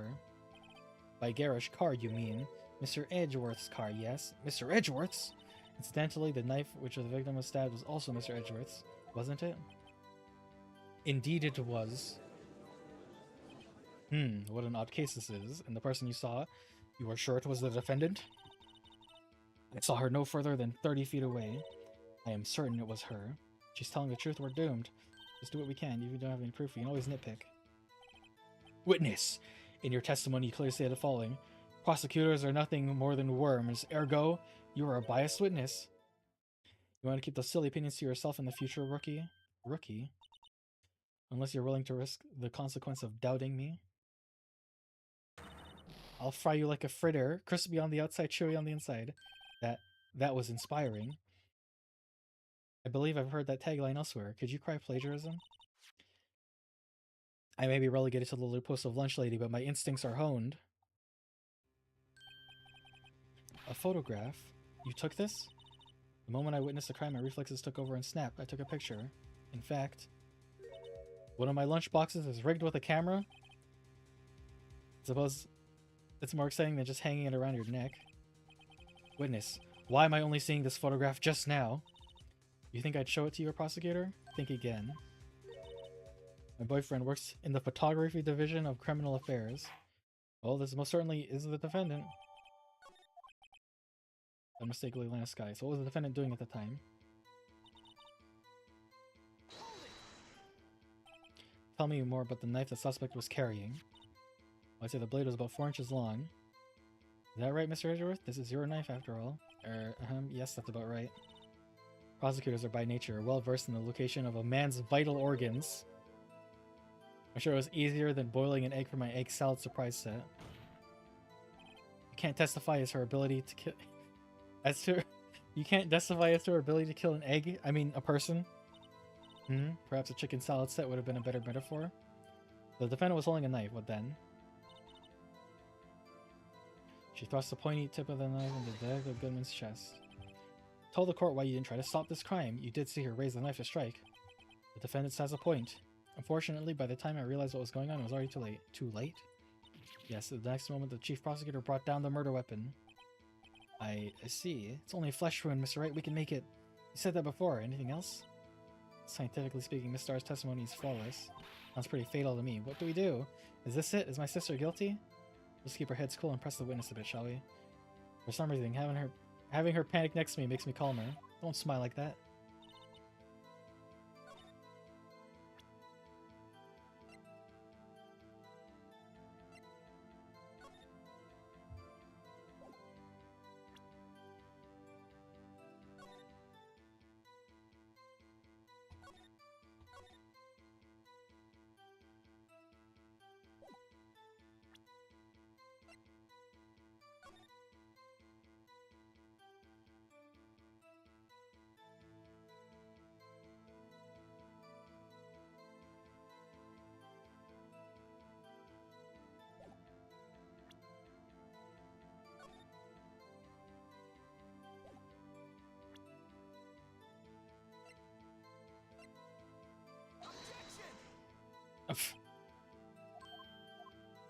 I just wanted to examine it. God damn it.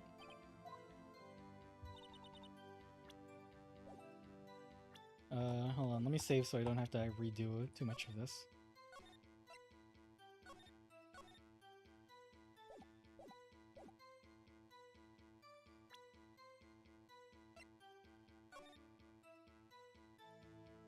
We didn't...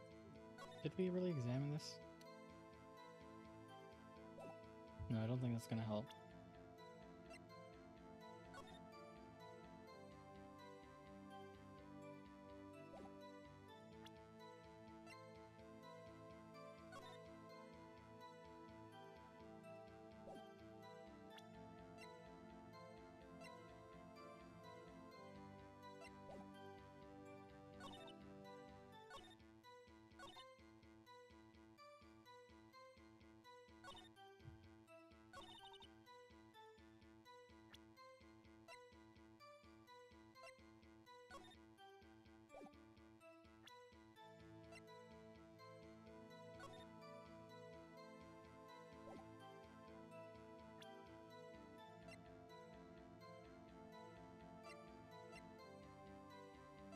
Here's my badge.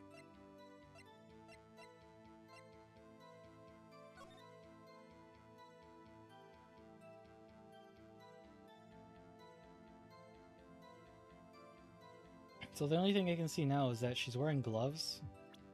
So that's why there's no fingerprints on the thing.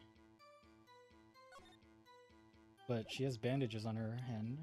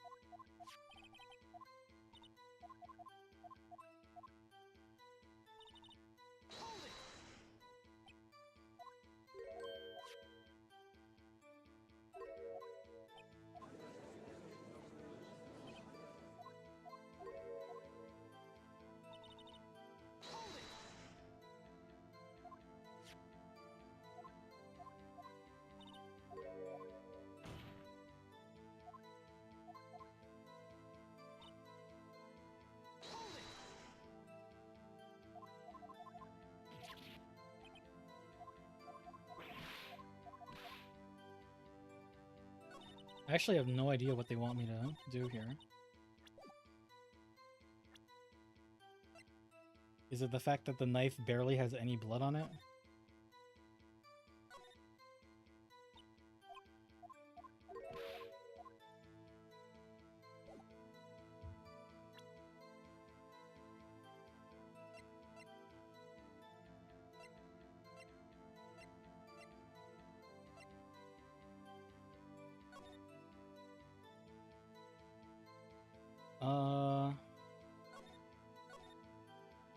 She can probably see.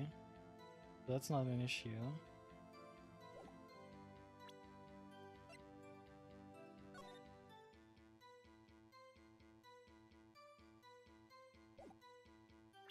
Do I just try everything with everything?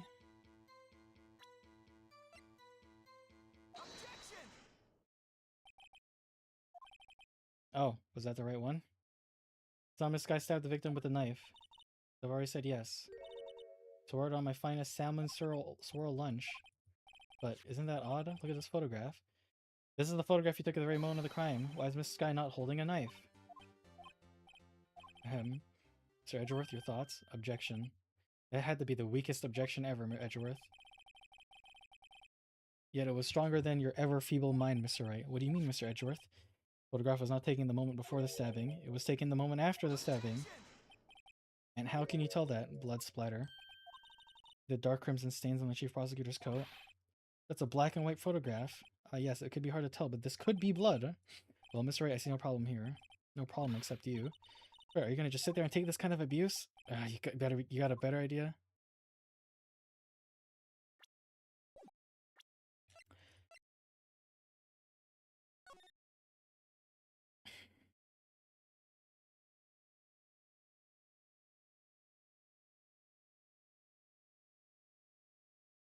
I mean, I want to say it's something stupid, like how could she even get blood on her jacket like that, but not anywhere else on her? Yeah, objection. Wait, contradicts what the witness said in her testimony, namely, That she took the picture the moment she witnessed the crime. Seems I was slightly unclear, my apologies. That's it! You run out of lunch, you order seconds, problem solved. You don't likely try ordering the jumbo-sized lunch from the get-go. Good advice. I'm not sure I understand it, but good advice.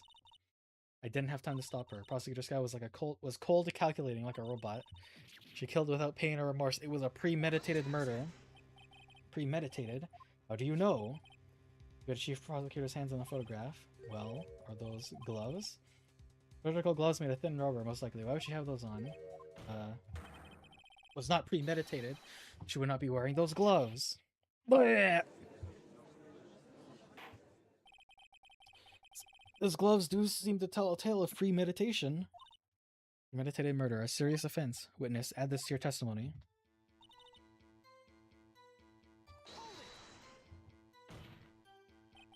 What if she was just in the habit of wearing gloves, like driving gloves? The gloves were admitted as evidence when the defendant was arrested. They were rubber gloves, the kind used for autopsies. In other words, the chief prosecutor came to the crime scene. She came to do murder. It's the only possible conclusion one can make. Everything was planned. It was a premeditated crime. Impressive. I'm sorry they took you off of force, Miss Starr. This is bad. I'm thinking this was all planned. If she can prove this claim, the trial's already over. I gotta think of a way to show this wasn't premeditated.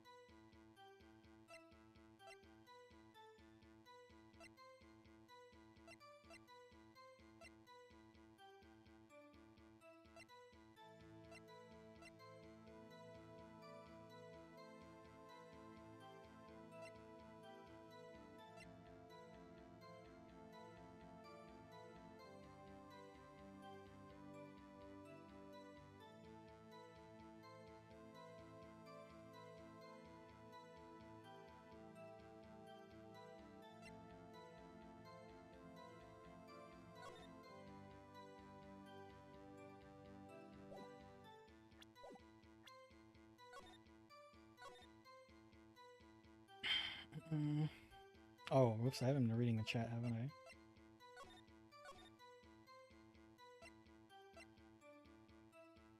I? At the end of the game, you play as an NPC and you're deciding to vote guilty or not guilty. It's just a canon ending versus the pointless bad ending. Okay. I would say these other instances of trial do a better job of doing a bad ending for making a mistake. I think about it, the second game has something of a bad ending too if you fail a certain puzzle near the end. That one's a little more interesting. There's another one, but I won't say where it is. Curious who actually does story mode. Forgot the answer. Music stops when you just correct, yeah. How you told Lana was stabbing the victim from that angle. Angel couldn't pause to see the victim's face in her position. I have no idea if that's the line of thought though.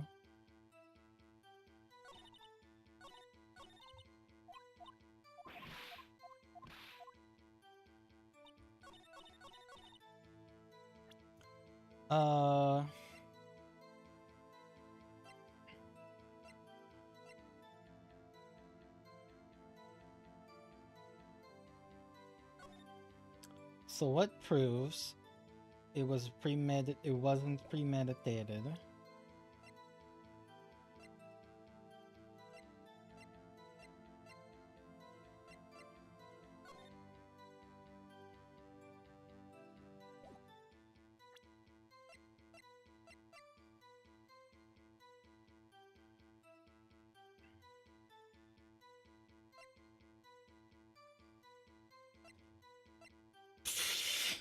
Fucking, I don't know.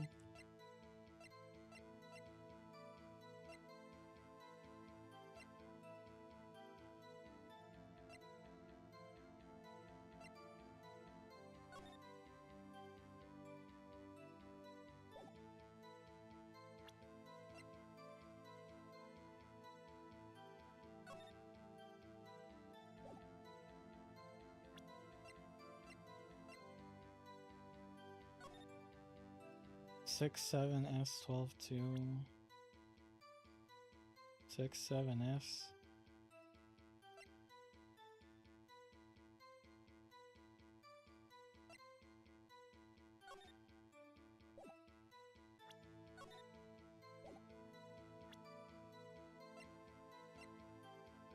course, it's the Blue Badger. Did we... Let's try checking the phone.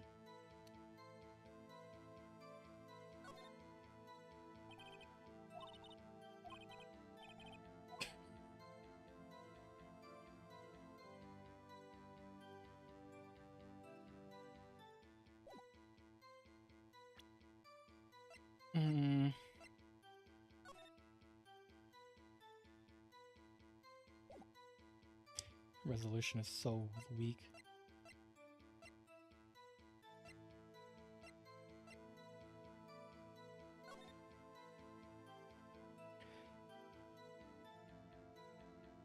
Edgeworth's parking stop ticket proves it couldn't have been premeditated. She couldn't have known when Edgeworth was going to arrive. I'm guessing anyways. It seems like the only thing that could even like be a clue. Because like this doesn't do anything. This doesn't do anything. Unless there's some we don't know about this, so I'm assuming this isn't it. There's nothing in here. This is useless. This I mean, I feel like you could make an argument for the knife, because, like, why would she use Edgeworth's knife? Like, yeah, again, like, it seems more like it was just convenient at the time for her and not, like, because if it was premeditated, wouldn't she have, like, brought a weapon? Like, her own weapon?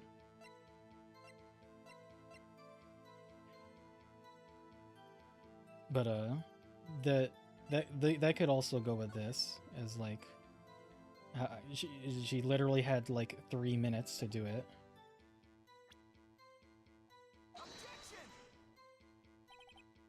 Nope.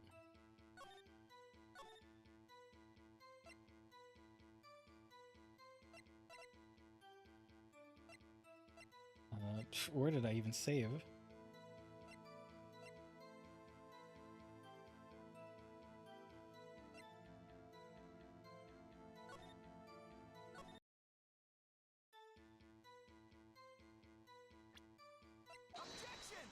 Okay, so it was the knife. Witness, do you know what this is? Are you trying to test me? I sell boxed lunches for a living, you know? That's a knife. The knife. The knife that was in Mr. Edgeworth's trunk. Indeed, it was my knife.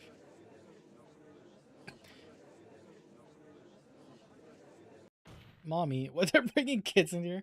That's a request. We asked that the witness provide an accurate testimony. What's that, rookie? In your testimony, you stated that Lanisky planned this murder. That's why she was wearing the special gloves. Seems like a natural conclusion to me. The gloves indicate planning. However, why would she not also prepare the most important thing, the murder weapon? Oh. The knife just happened to be in the trunk of that car. Ladies and gentlemen, if you're going to plan a murder, don't forget your weapon.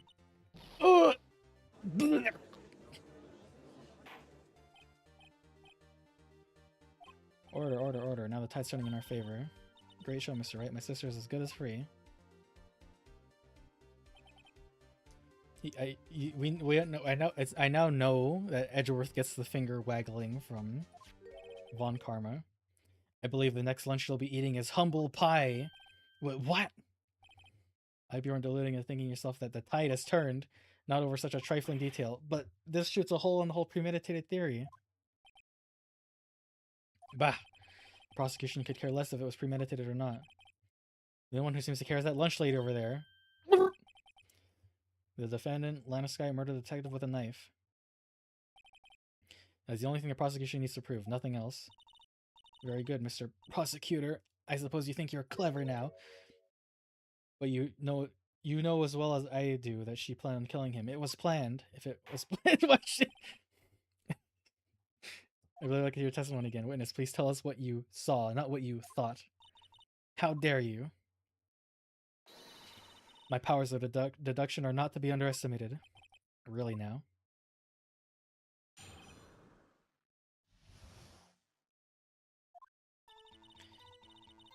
Lanisky intended to murder Detective Goodman.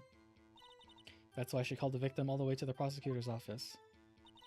I'm sure the chief prosecutor had a grudge against the victim. Nothing else could drive a human machine to plunge a knife in again and again. Oh. So, if I ordered a pizza, does that mean I'm planning to kill the delivery boy? In any case, the defense may now cross-examine the witness. I hear the knife is wholly for line of reasoning, and these games are also guess what the writer's intending. Yeah. There's also the issue of already knowing the answer but getting ahead of yourself and forgetting how you got the answer. Yeah. I was doing that a bunch less in the last case.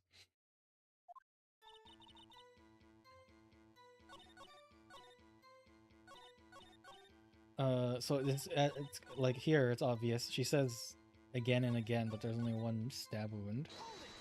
But we're gonna read all of what she has to say. You said that, but you haven't told us how you know. That's what I'm about to tell you, rookie. I believe what she just said was a mere prelude to the story she's about to tell. Trying to interrupt her again. Never interrupt a storyteller. It's like pulling a bun out of the oven half-baked. Something's half-baked here already, and it's you. Try not to confuse the defense witness. They're not very quick on their feet. Why did you believe the suspect had intentions to murder the victim? Her actions speak for themselves. You have no proof that Miss Sky called him there. You have no proof that she didn't. Mr. Edgeworth, thoughts? There's no record of a call made on the defendant. Miss Lana Sky's phone. She might have written him a letter. Come on, you could have at least tried public phone first at least. In any case, the witness came to the prosecutor's office where he was murdered. She had a reason to be there. Witness? I think the suspect was summoned to the victim that day.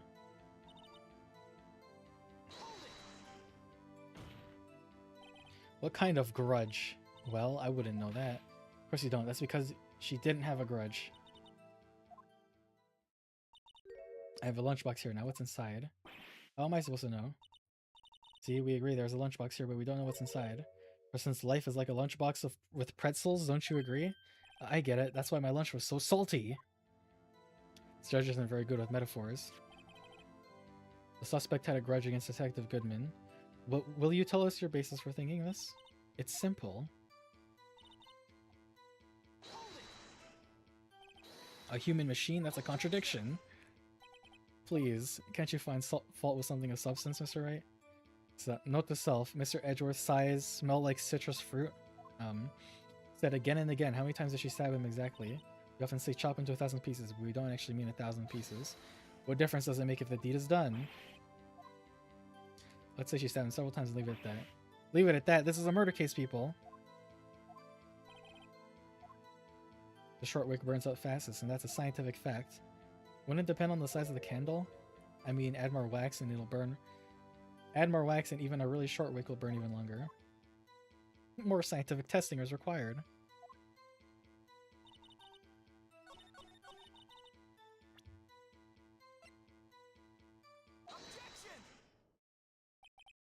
She stabbed him again and again, but you couldn't have witnessed that. Are you testing me? Then I'll test you. With my moss surprise? I'm afraid the moss is growing under our I'm afraid the moss is growing under our feet as we wait, Miss Star. What do you mean? I shouldn't have to explain this, but take a look. Autopsy report states the death was due to a loss of blood from one stab wound. You're right. Good show, Mr. Edgeworth. What a hunk. He's my hero, actually. What about my objection? No one noticed? Well, witness, you got the crime set scene, right? Oh, thanks. I always believed no one could ever mistake ketchup for blood. Now I realize such mistakes are possible. So, you are saying you mistook something for blood? She lifted her knife. I saw blood at her... I thought I saw blood at her breast. Splattered blood from her victim. That's why I thought she must have stabbed him at least twice.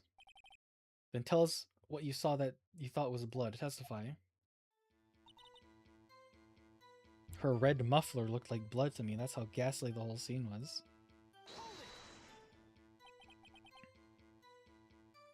Her red muffler? Yes, like a scarf. Chief Prosecutor always wears one around her neck. So she can be easily hanged at a moment's notice, I suppose. She's right. This guy was wearing a red scarf. Wait, isn't it odd that she mistook that for spattered blood? Well, people often mistake my beard for a bib. A judge with a bib. That's why this place feels so much like kindergarten sometimes. Actually, I do think I saw some traces of blood on her chest. However, the autopsy report is clear on this matter. There was only one knife wound. Miss Star isn't entirely sure of her own testimony. Mr. Wright, this is our chance.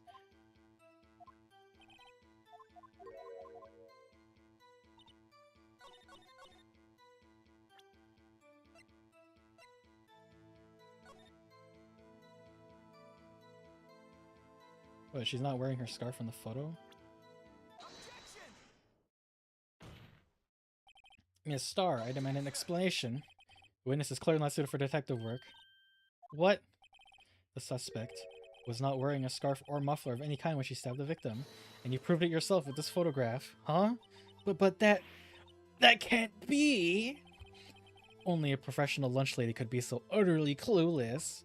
Congratulations, perhaps you found your calling in life. Harsh words, but good. And Mr. Edgeworth prevails. What was my objection? Chopped liver. But it was there, a scarf. No, not that, but something red, really. Well, now, where were we? The witness has given us an entertaining interlude, but back to business. What? Very well, witness. Continue your testimony. You saw the crime and apprehended the suspect. Tell us about that. Very well. I do remember some things accurately, at least. Ultimately, we couldn't shake the most important part of her testimony. The most important part, the part where your sister stabs the victim. This next testimony might be the moment of truth. Edgeworth is just mogging the witness as much as we are. After the murder, the suspect attempted to run behind a partition off to her side. I quickly caught her, explained her rights to her, and arrested her on the spot. What? When I arrested her, she mentioned a muffler. It's what had me confused in my early testimony. Chief prosecutor made an escape. Against Angel Star, resistance is futile. What happened to the fucking gated barrier? I strike like a snake and bite like a cobra. That's me, Angel Star. Wasn't a very good metaphor. First of all, cobra is a kind of snake. Don't bother me with details unless you want to get bitten. No thanks. Note to self, Mr. Wright is weak to poisonous snake bites. She locked my hands aside, kicked over an oil drum. An oil drum? Hard to imagine. Oh, she's beautiful but deadly. A predator, this one. A leopard woman. Around. Very well, Mr. Wright. Cross-examination, if you will.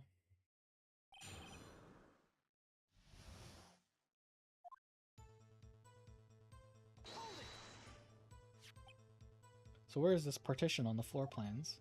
Which means this wall next to the car. The wall there, about 6 feet high. Obviously trying to hide herself. Quite a natural thing for a criminal to do. And what did you do then? I quickly caught her, explained her rights to her, and arrested her on the spot. Say quickly? Were you close to the suspect? As I just said. I was only 30 feet away from her the whole time.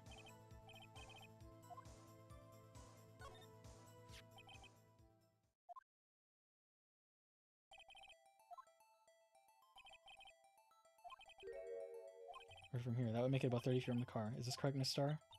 Yes, that's right. But there was a chain link fence in front of you. I went over it, of course. Amazing. The Coffin Queen's lunch lady is an athlete. It would have taken her a little time to climb over the fence. She couldn't have gotten to my sister that fast. The fence was about 9 feet high, too. So how did Miss Sky not get away?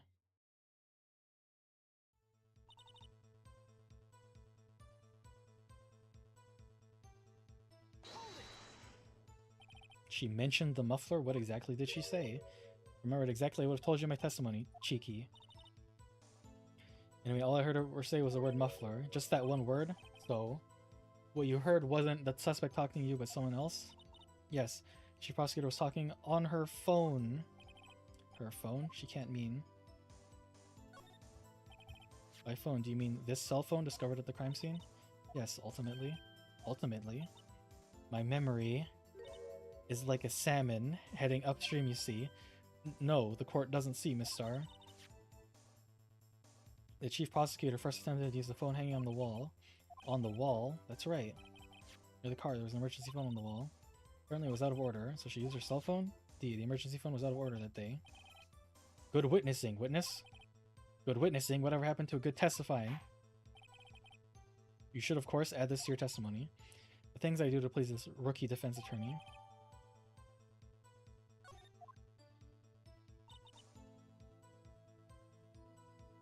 I saw it all, how she tried on the phone on the wall.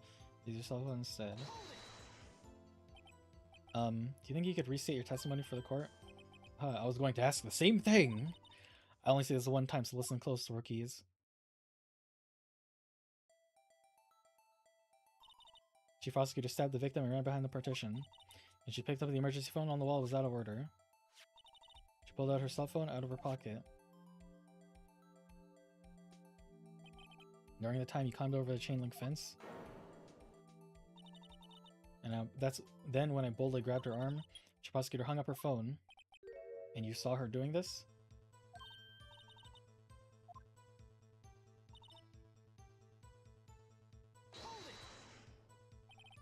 She made to escape. Can you be more specific? Brushed aside my hand and ran. It was a terrible sight to see, like a dollop of lard on a pate of foie gras. She even kicked over an oil drum at me. An oil drum? There was an oil drum lying aside the scene of the crime, but it's strange. What's that? She wanted to escape. Why didn't she run the other way? The parking lot entrance. That's right. Does it make sense that she would run from behind the... She would run from behind the partitions to the oil drums? Excellent. More mysteries. I wish you could solve a few before finding more, though. This guy tried to run. I'm sorry my sister is so suspicious, Mr. Wright. Not as sorry as I am, but she didn't do it. You have to believe me.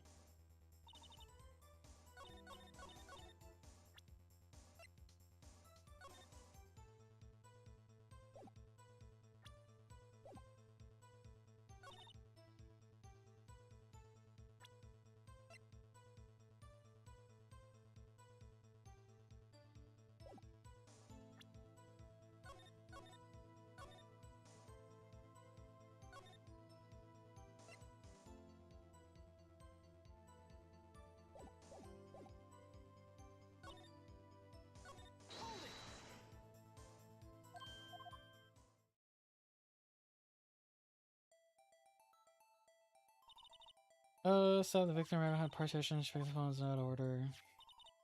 Put someone from her pocket. By the time we climbed over a chain link fence, when a bowler grabbed her arm, a prosecutor hung up her phone. And you saw her doing this?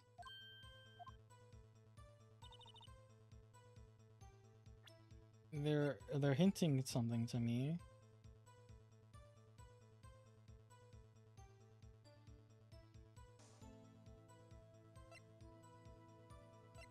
But I don't know what. And yeah, the detail about there being no other way to go is kind of silly.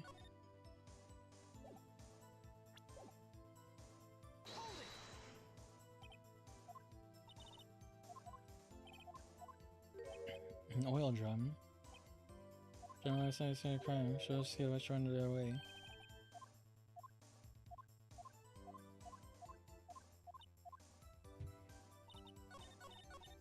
Do I just show the picture again?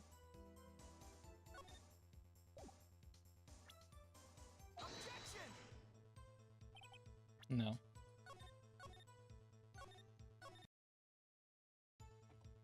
Is it something about the phone?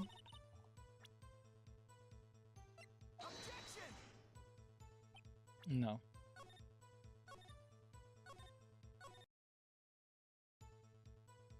Why do they even give me this much health if they take away 2 segments at a time?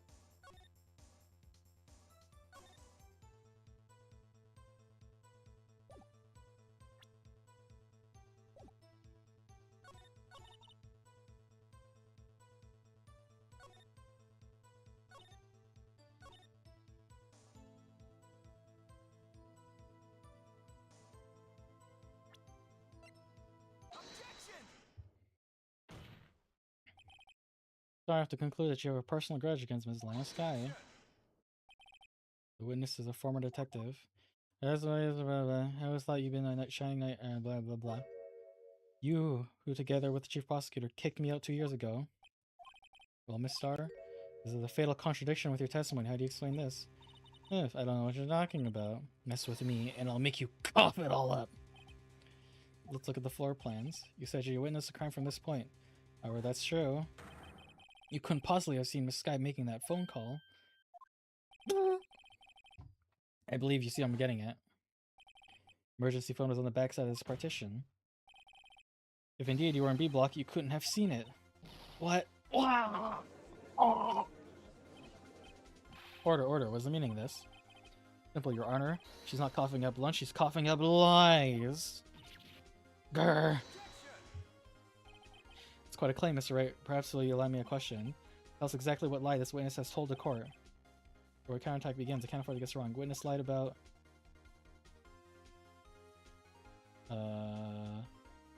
where she saw it? I tried to use an emergency phone, but it was out of order. What's significant about the fact? Nothing. Therefore, it would be pointless for Miss Star to lie about it. That's all I see. Let's say the witness actually did see Miss Sky using the emergency phone. It would mean Miss Star witnessed a crime from a different location. A different location? Now that's a pointless lie if I ever heard one. Call my lie pointless, at least let me tell it. I'm asking a question to our clever wordsmith, Mr. Wright. So where was the witness when she saw the crime? All the testimony we've heard until now points in one direction.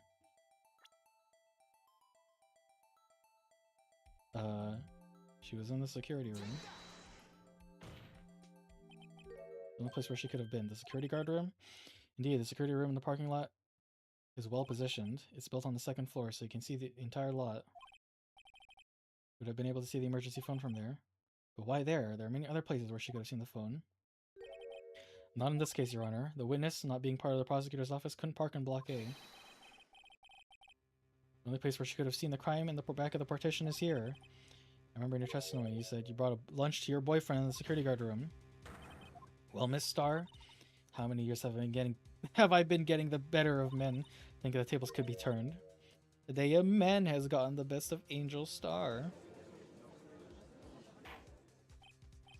Order, witness. What have you done? You should be a detective. You should know better. I'm not turning back. The guilty will be punished. The guilty pay the fucking price. I do what I must to make sure justice prevails. The guilty. Is she talking about Miss Sky? Mr. Wright, doesn't this strike you as odd? Why did Miss Star lie? This doesn't make sense. She could have just said she saw the crime from the security guard station. It wouldn't change anything. Exactly.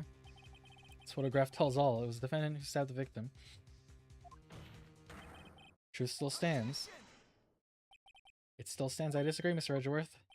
The witness is found of lying. They're guilty of perjury. She knows this. She wouldn't risk that without a good reason. What? So tell us what her reason was, Mr. Wright. Me? Who else? Mr. Wright, let's review what we know. Miss Star witnessed the crime from the security guard station, but she lied and said she saw it from Block B. It must make a vital difference, but what? What would it change? Oh. Why the angle at which she saw the crime occur would change.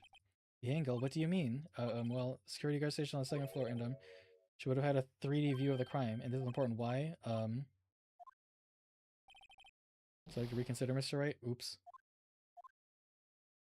I mean, the angle is different. Line says she saw it from right B.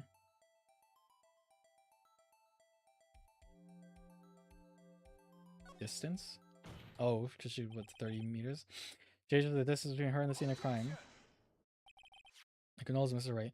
One look at the floor plans and it's quite clear. Distance between the scene of the crime and the guard station is 30 feet. I don't see what changes could she. What she saw is not in question here.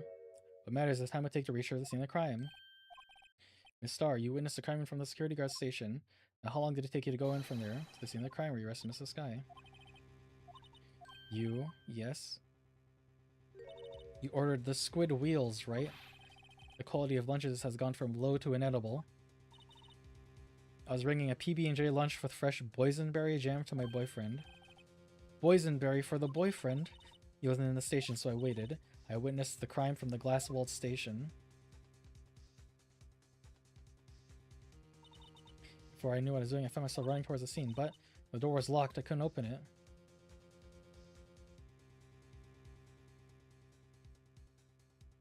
This is a long way to run. So I had to go through the visitors parking block and quite a detour. Probably took me at least 5 minutes to get to the scene of the crime. 5 minutes? This changes things considerably. But it was that woman over there in the defendant's chair who stabbed him. I know it, I have photographic evidence, I swear it. Throw it on my finest plastic spork. You have a point, and the spork is a wonderful invention. Would you like another caviar lunch? Absolutely, uh-oh. Mr. Wright, you have to do something. Do you have anything to stop this? Objection! 5 minutes between the witness of the murder and the arrest. Think about it. You could make pasta in that amount of time. You could, if you like it al dente. Lunchboxes that tie pasta into knots, rookie. 5 minute blank. Isn't that strange? Strange? You were a criminal. What would you do with 5 minutes, Your Honor? Well, I guess I'd flee the scene. Hey, don't get the wrong idea. I never killed anyone. But you have the instincts of a killer. You would run, but this time was different. Miss Sky dawdled at the scene of the crime. She even had her picture taken. No true criminal will act this way. It's inconceivable. I don't... Is that even really a good case to make? Like, okay, I guess it's good enough. Come to the end of this testimony. A witness has a grudge against the defendant and a blank in her testimony. Mr. Edgeworth is the next witness ready to go. Unfortunately, I appear to have overestimated this witness on account of her professional history. You screw that can shut, Mr. Wright. I'm afraid that the cough-up queen has been dethroned, and with that, court is adjourned. Hold it.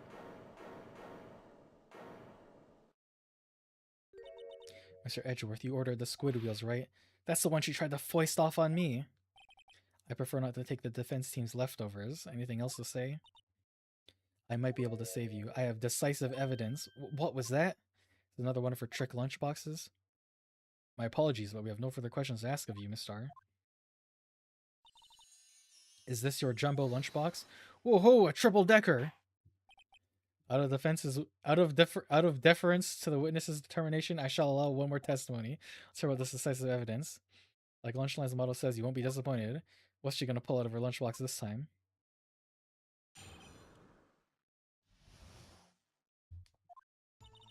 I should have mentioned those 5 minutes when I wasn't looking at the crime scene.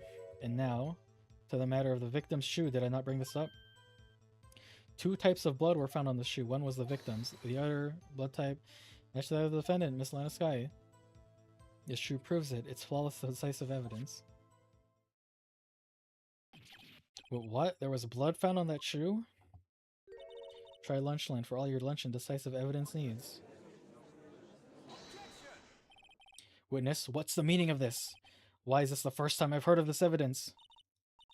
Simple, as I already said. I don't trust you with evidence, Mr. Edgeworth. That's why I took the liberty of investigating myself. And you had blood tests performed? Didn't I mention? I have 3 boyfriends in forensics. In any case, Your Honor, I can't accept this as evidence. What? You must know 2 rules of evidence law. No evidence shall be shown without the approval of the police department. In other words, this shoe is illegal evidence, at least for the time being. Is that right, Mr. Edgeworth? Or Mr. Wright? Edgeworth sure is celebrating. Not so fast, Mr. Edgeworth. Don't forget, I used to be a detective, as you mentioned previously. This shoe has already been tested by a member of Forensics Department. You can see it was approved by Police Department as of today. Even the general public can produce official evidence, Mr. Edgeworth. Is that right, Mr. Edgeworth? It seems so. Edgeworth looking pretty sullen. You could at least study some evidence law, really. Prosecution's complaints notwithstanding, it appears the evidence satisfies the first rule of evidence law. However, seems you have another count against you, witness. Anything to ensure that the guilty are properly judged. Okay, now cross-examine the witness.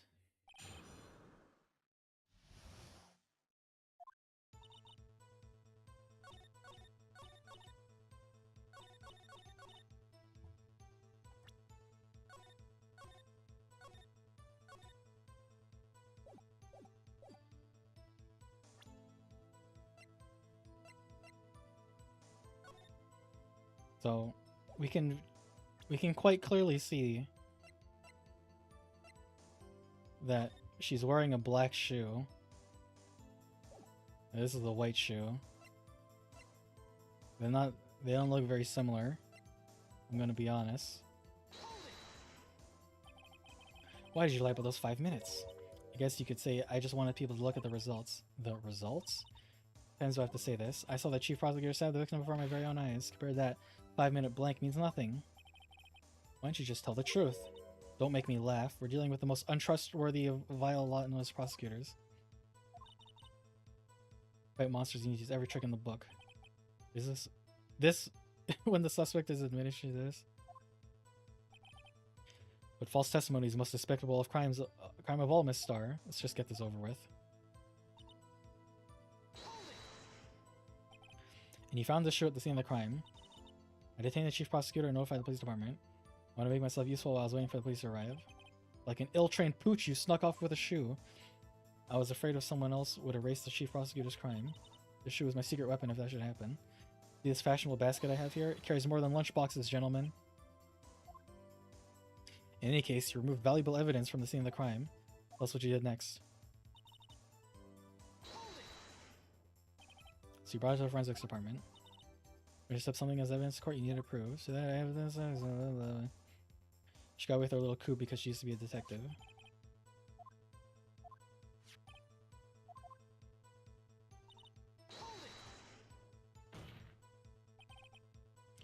Can't say for sure the blood belonged to the defendant with the blood test. Know something about blood tests, rookie? Speak up. Well, blood types have 4 types, A, B, O, and AB. However, you can't tell from a blood test whether murder was committed in cold blood. That's just a figure of speech, Mr. Wright. Actually, we can differentiate between millions of types with all the blood tests out there. Means you can more than less narrow down any sample of blood to just a single person, or so I hear. It's pretty specific. If I had a little more time, I would have gotten DNA or test results. But they said there's very little doubt it could be anyone with Miss Lana Skies. Suspect's blood was found on the victim's shoe.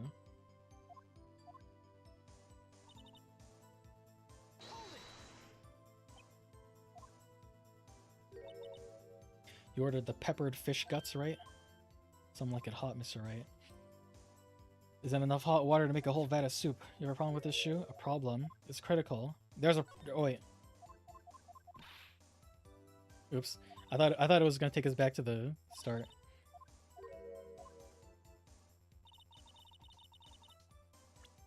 Oh right, I forgot. We can examine it.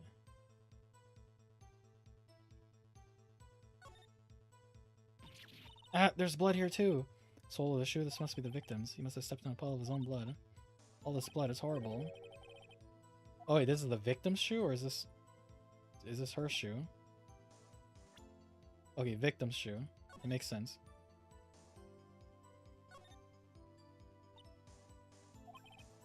Alright, so Alanda's right hand was bandaged when I saw her in jail. She must have cut herself at the time of the crime.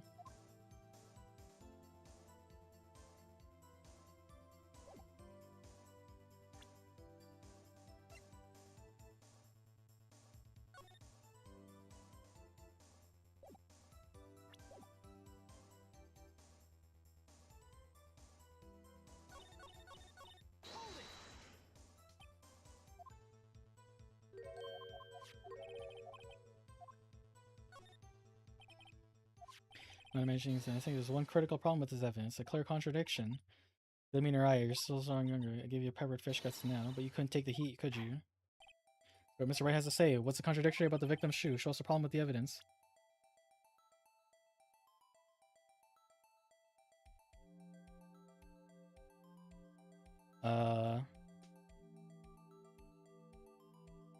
What was contradictory about this?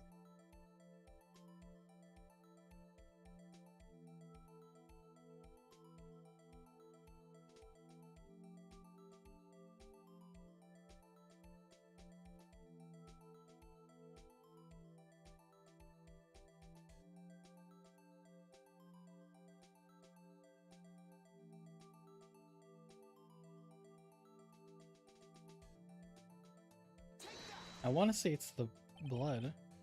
Here, where?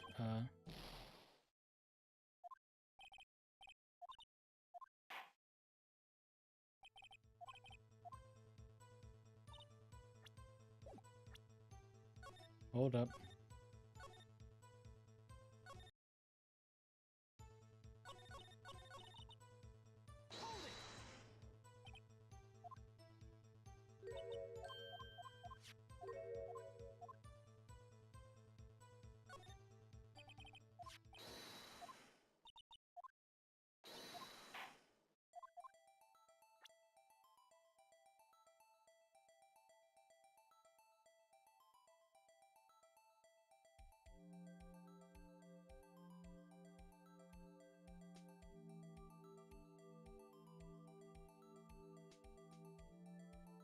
I still don't actually know what the contradiction here is.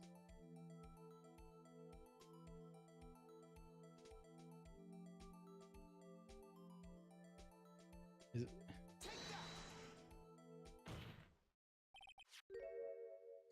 Blood on the bottom shoe. I mean, I did notice. There's quite a lot of blood on the bottom of the shoe, since the victim was stabbed with a knife. Possibly contradictory about blood on the bottom of the shoe.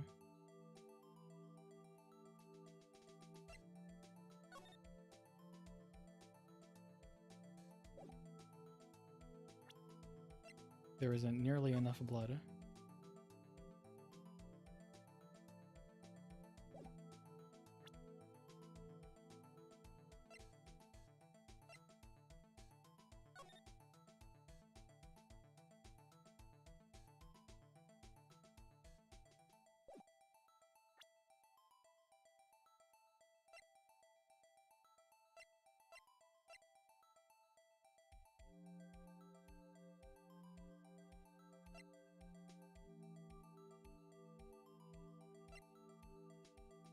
Was it that he was dumped in the car? Lies in the footprint. The footprint? Notice at the bottom of the victim's shoe was covered in blood. Then, isn't it strange? Why aren't there any bloody footprints found by the scene of the crime? Oh, I guess fine. You can see there were no traces of any such footprints at the scene of the crime. Eventually claim about the shoe. Picture only shows part of the floor, so there could have been bloody footprints. Then where are they, Mr. Edgeworth? Because we checked the scene and found nothing of the sort. Order, order, order. Well, witness? What? Huh? It's true that the lack of footprint is a contradiction. Then we have to ask why there wasn't a footprint. Oh, that's true. There has to be a reason why there wasn't a footprint. Think, Mr. Wright, think. Hey, I don't know why it's not there.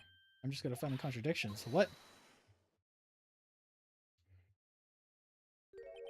I see. Now I get it. Get what? Our witness is more devious than I gave her credit for. We were hoodwinked to the very end, but she slipped. There's one vital hint to the truth in her testimony. What are you talking about? Think back to when she told us about apprehending a suspect. Chief Prosecutor tried to resist, but her efforts were in vain. She knocked my hands aside, kicked over an oil drum.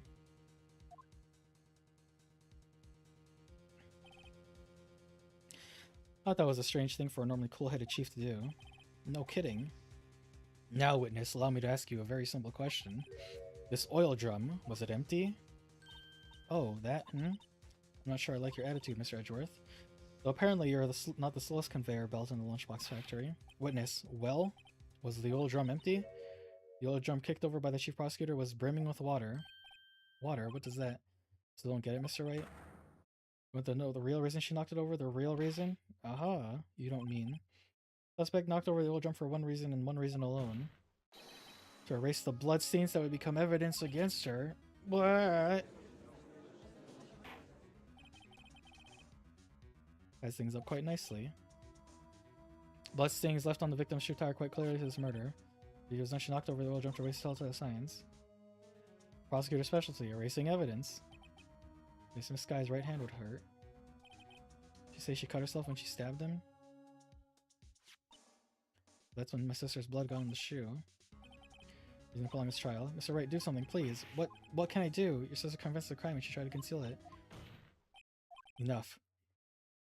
There's no need for further debate. Your verdict, Your Honor. Just stars on the prosecutor's side. She could have been lying about the water.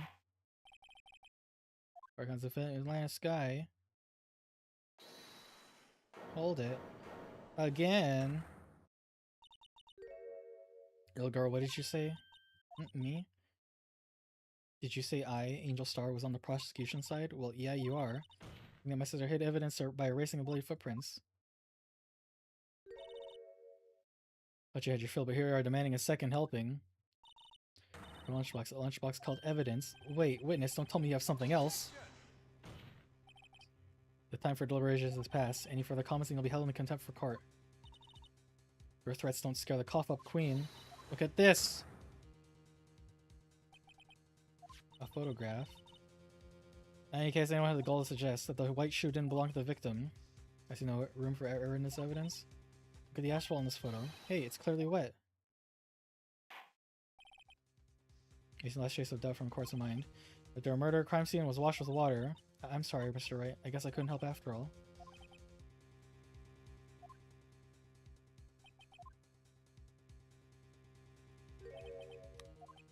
I'm sorry. Wet or not, don't be so quick to throw in the towel. So follow the asphalt and take another good look. Don't give up. Thank you, Booba. Last piece of evidence. Objection! Your Honor, wait. What is it with you people? Can't I hand my verdicts in peace anymore? Whatever it is, can it wait? No, it can't. Then it will be too late. Greatest photograph, the last one submitted. Trial isn't over until we give each piece of evidence proper consideration. So, right. Think there's a problem with this latest piece of evidence? Yeah, I'll think later. There's a problem. Right or wrong, I gotta go ahead with this. So since we come this far, we should get every claim a fair shake. Very well, Mr. Wright. The court, a problem with your photograph.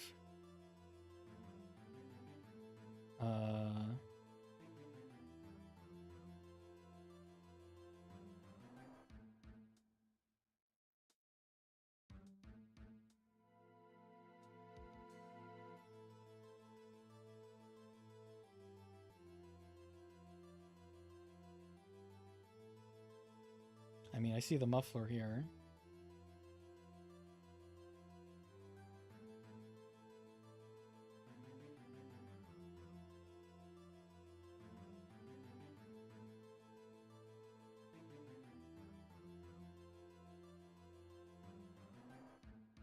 It's not that the shoe was on the wrong foot, was it? I mean, I'm just gonna click it out. What's this? There's something poking out of the car's muffler. Just a moment, Mr. Edgeworth, Your Honor. You just said muffler. However, I see no trace of a muffler or scarf in any kind into this photograph. Muffler is a part of a car or motorcycle, Your Honor. Think of it as part of the exhaust system, a pipe. I see, and I see. What's that suspicious-looking cloth sticking out of the car's muffler? So what if there's something sticking out of the muffler? What does that have to do with this case? Nothing. Absolutely nothing. Sorry, Miss Star, but it's not going to be that easy. In fact, you've already told us why this is so important to the case. You said as much in your testimony. What? Let's hear what Mr. Wright has on his mind. So I think it's a cloth that Mr. Oliver is related to the case. I mean...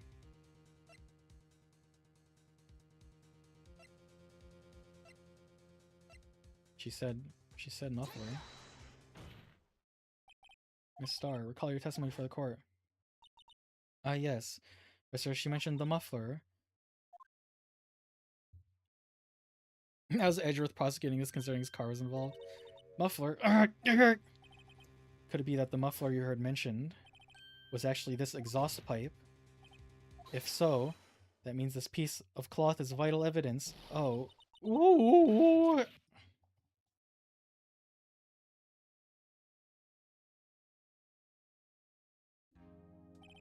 Well, it seems we will suspend proceedings. Suspend? I find myself wondering about the piece of cloth. If we leave any question unanswered, we will do a disservice to the law. Have the car at the crime scene inspected at once, and bring me that cloth. Verdict will have to wait till we've seen all the evidence. Agreed? I suppose so. Ooh, that was close. We made it, for now. It's lunchtime after all. He's still hungry? It's gonna be a long stream.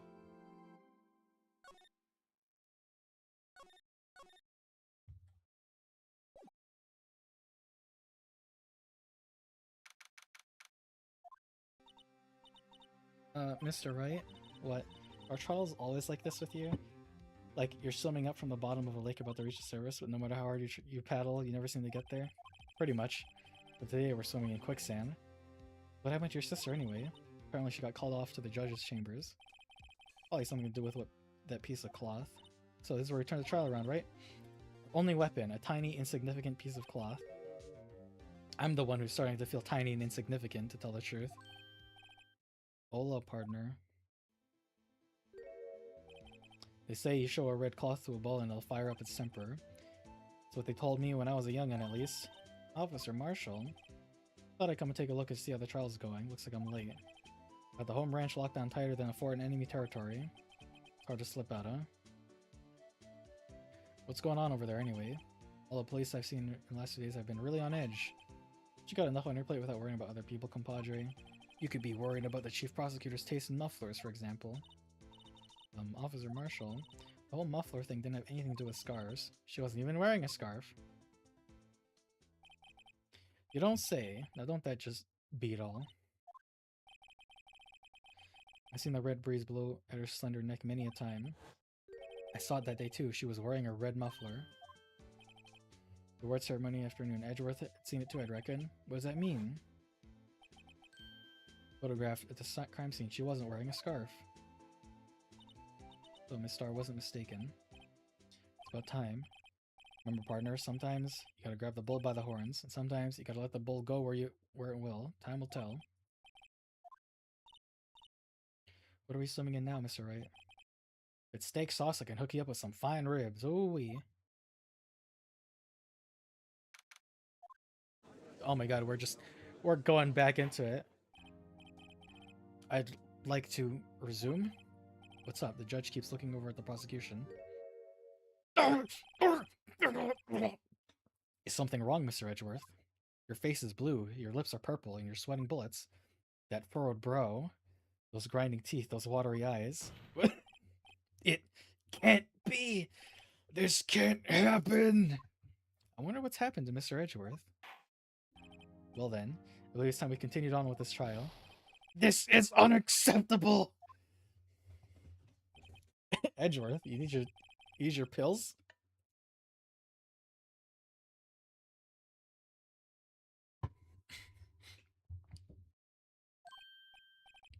Excuse me, knock knock. Who's there? What's with this guy? Strange stuffy aura seems to be filling the courtroom. Hey, the temperature rose 5.7 degrees when that man came in. Oh no, it's room temperature Goonius. Who on earth is he? It's you. Who? Oh, sorry, I'm late. Aji, the roads were packed. It's just me. Long time no see, eh, Aji? How you been? So much these days? Hello. No, I've been so busy. Busy, Aji. My boy, you have to make time to relax. Yes, indeed. Aji seems to be his nickname for the judge. I'm afraid you're right. Be very afraid. Sorry, but who are you? Ah, so you're Righto, the attorney. I've heard good things about you, son. Yeah, thanks. Sorry about our little worthy giving you all that trouble, eh? You know, we should go swimming together sometime. Jolly. Little worthy? Mr. Wright, you don't know the district chief of police? Chief of police? Top-ranking police officer in the entire district.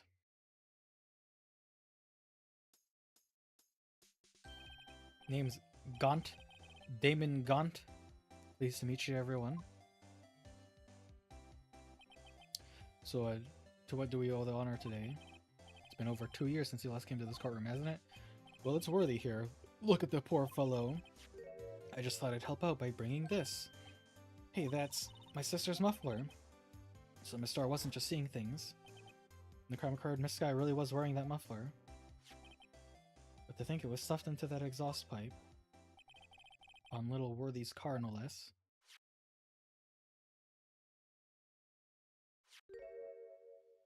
I can't tell if these pauses are, like, really intentional or not. Quite embarrassing, even for us. What's this? What you call a switchblade knife? Quite perplexing, this. Chief, what kind of outfit are you running? Mr. Edgeworth, how could they miss such a vital piece of evidence? Investigations of this last how you expect us to do our job. Now, wait a minute, Worthy. I have no desire to hear your excuses. I'm telling you to wait. Or didn't you hear me?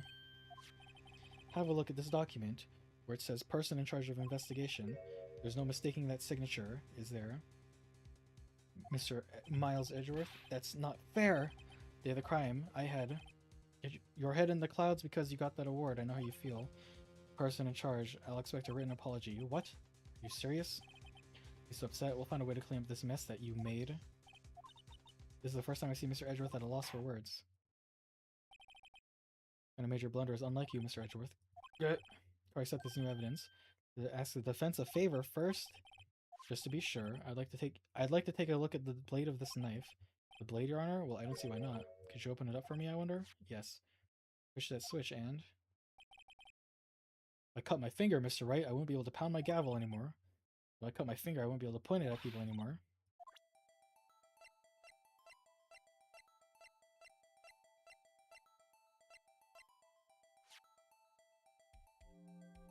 Oh, it says...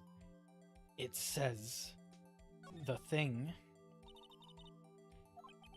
Seems to say SL92. What does that mean? Well, it's something similar for DL6, the DL6 incident. But it's strange. I'm feeling I've seen this somewhere before. Letters like this, or letters that looked like this somehow.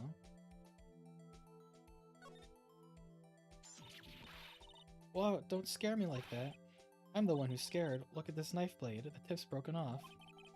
Dark red stain. Blood?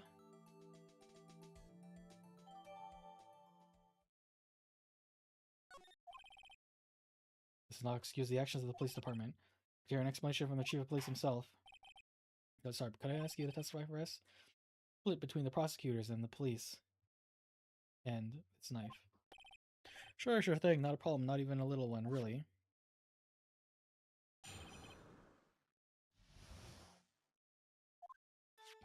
This knife is special, but I can't say how here. Unless there's evidence to prove a connection between this knife and Goodman. That was a bad day for the department. We weren't in any shape to do an investigation. Detective was killed at the police department. See what a mess. Time of the crime 5:15. Scary coincidence, eh? Not officially linked to this case here, so I can't talk much about it. There was a murder at the police department, Detective. That's hush-hush information, OG. We haven't exactly announced it yet. Wait a second, you said 5:15. The exact time Detective Goodman was killed at the prosecutor's office. Order. Anyway, we at the department are all flustered, as you might have well assumed. We're in the middle of a top secret investigation. Don't tell anyone, okay? Understand the police department situation. Well, Mr. Wright? The detectives killed at the same time in two different places. Chances of that are really slim, scientifically speaking, of course. I'd like to exercise the right to cross-examine the witness. Very well, however. Your questions focused on the case at hand.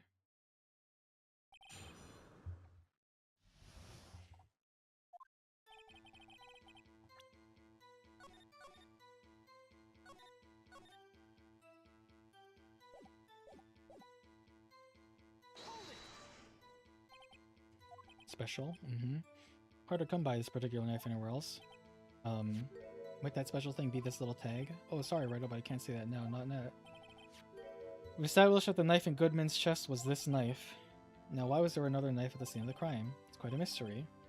A mystery, it's wrapped in something. A muffler.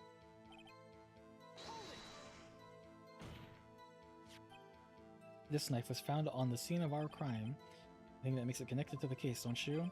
See, there's a lot of things that go on at the department I can't explain. It's delicate, okay? Sorry, righto. There's a clue. Let's examine it while we can.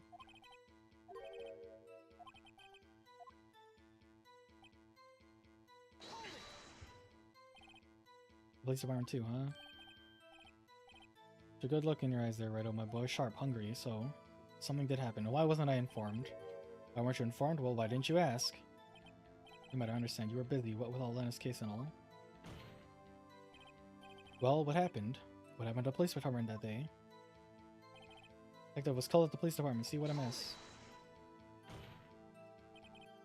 Same day, detective was killed in the prosecutor's parking lot. Another detective was killed at the police department. That's a fact. Surprising, isn't it, Udgy? I'm at a loss for words. And the perpetrator, do you have a suspect? Well, there was a suspect. Just arrested him, in fact. Just arrested. That was quick. But there's still a lot of unanswered questions. Maybe you could help, Righto. Suppose I could help. If you gave me data on your case. Good one. This kid's sharp. Here's the deal. I'll tell you one thing and one thing only.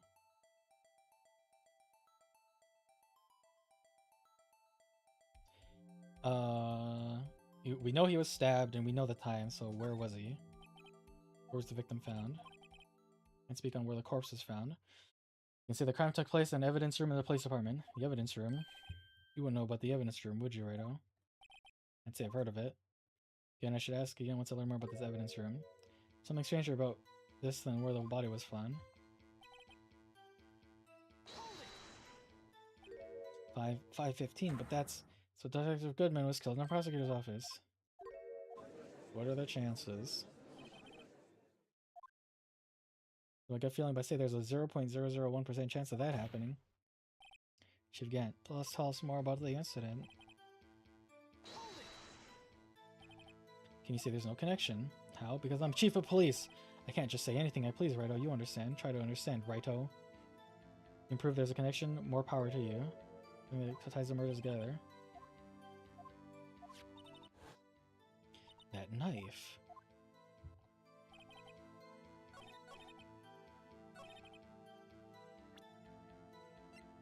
I mean, 6-7S.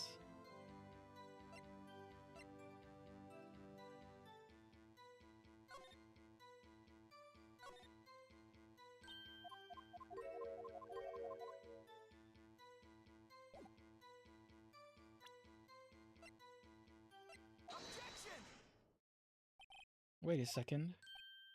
Goodness, an honest to goodness objection. This knife, it has something to do with Detective Goodman. What do you mean? An honest to goodness, what do you mean for Mudgy? This is great. Look at the tag on this knife. It reads SL92. This is important. Why? Because on here, we have a memo that was on the body of the victim. What's this? 6 minus 7S 12-2. Your Honor, it's upside down. The printed name on this memo makes it look like it's right side up. Turn around, what do you get? Aha! Whoever wrote this note was holding the paper upside down. SL9, that's the same thing written on the knife's tag. Order, well, Chief? Oh, well, guess the cat's out of the bag. You win, Righto. I win? What game is this guy playing? Knife was evidence in a case. It was stolen from the department's evidence room. So this knife was stolen? Yes, but on the day of the murder. It was evidence, you say. Was it in fact a murder weapon? Nice. Good show, little worthy. It was a murder weapon, as it happens. It was evidence from a case long since solved. This knife was stolen on the day of the murder, and was found in the exhaust pipe of Edgeworth's car. Hard to think there isn't a connection there.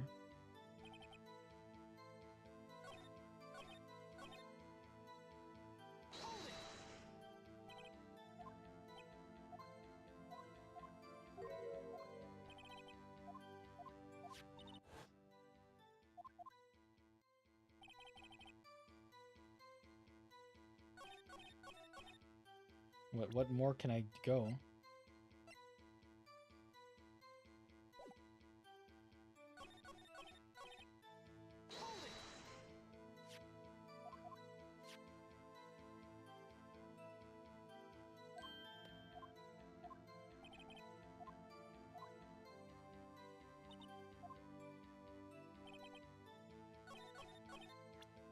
Do I just have to show the knife here?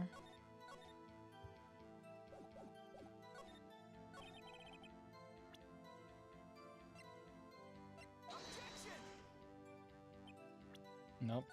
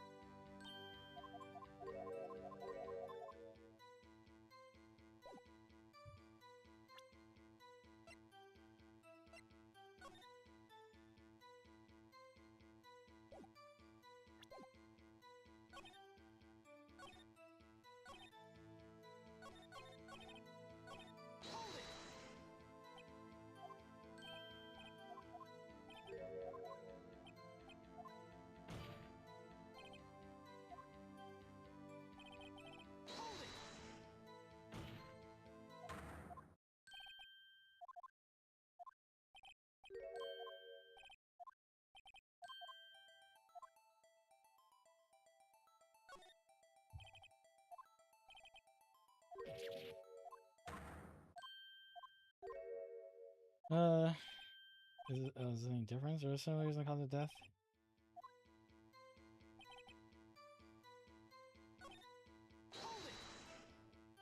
They didn't do anything.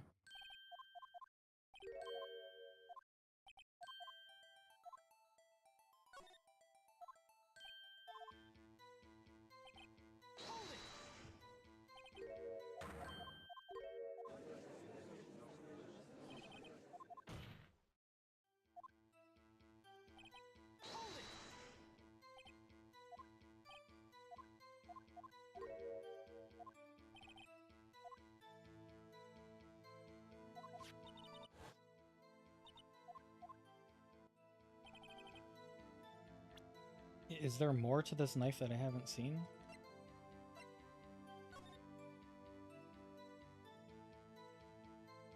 This smudging? Is it the fact that the tip's broken?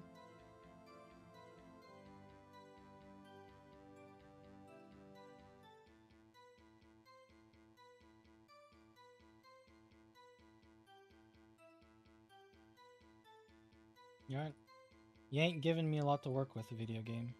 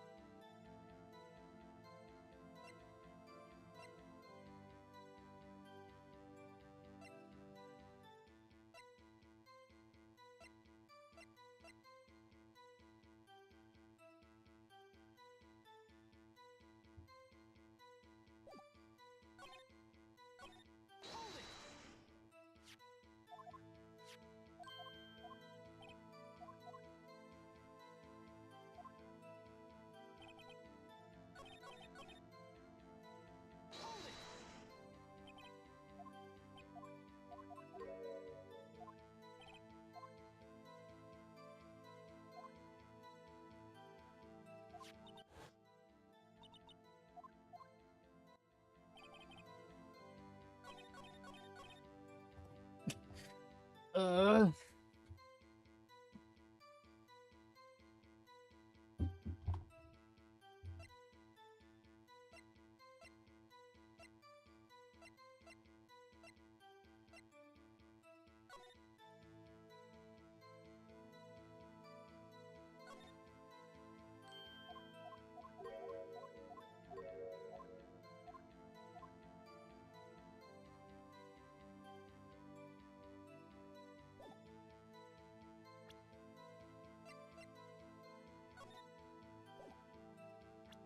SL92, where's the first part? I mean, it's the date, right? This is supposed to be February 22nd.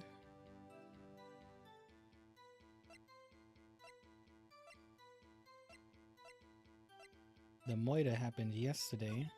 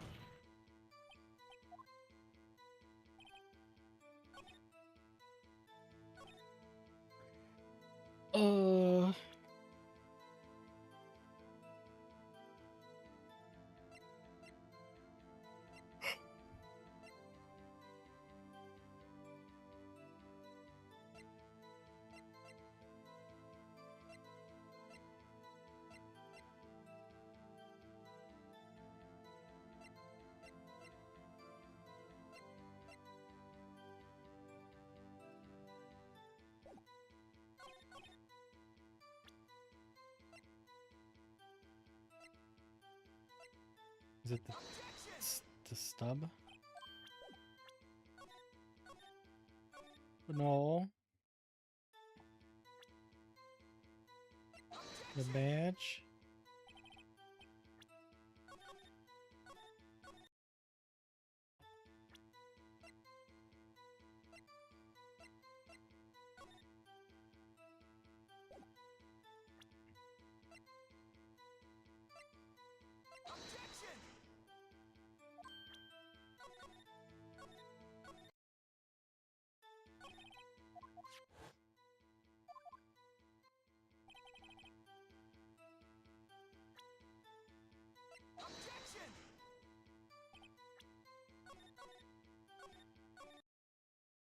I don't know what I'm doing.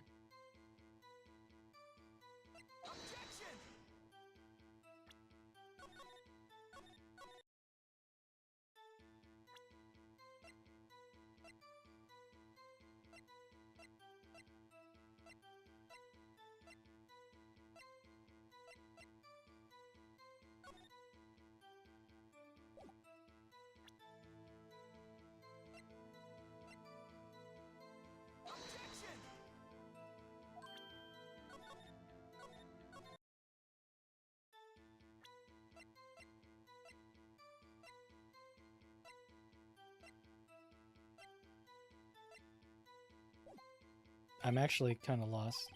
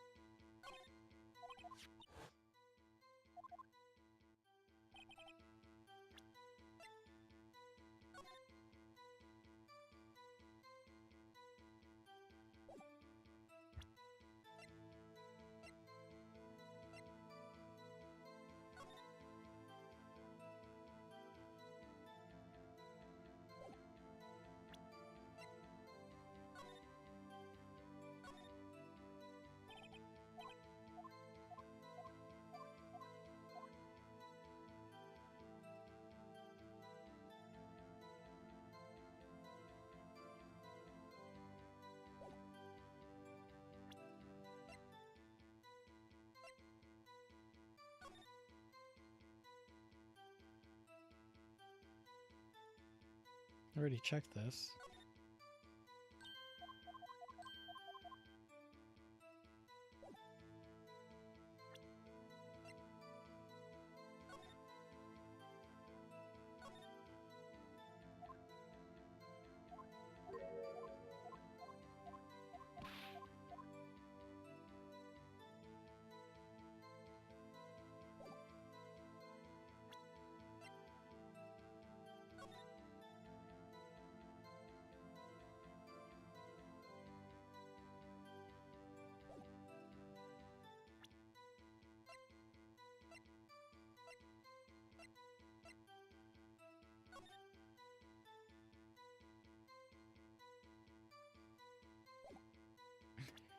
Oh.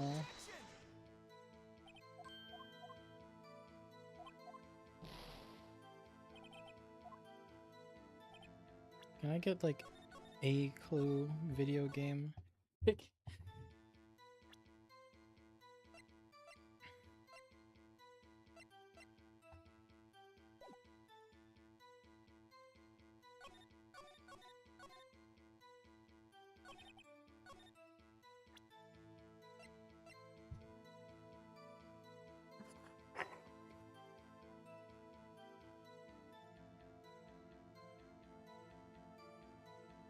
I have no idea.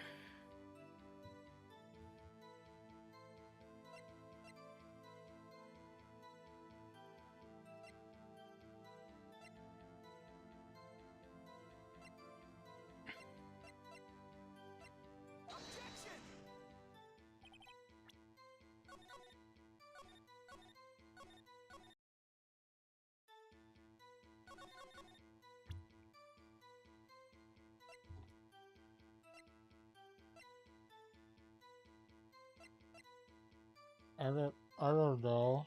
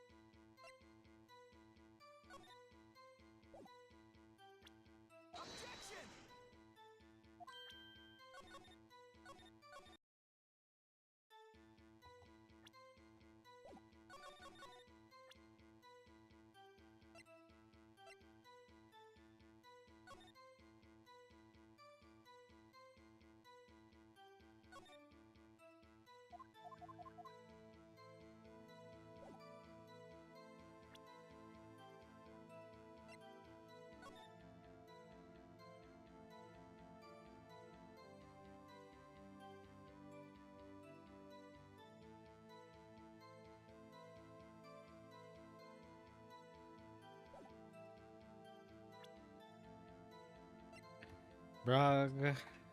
Why are they doing this to me?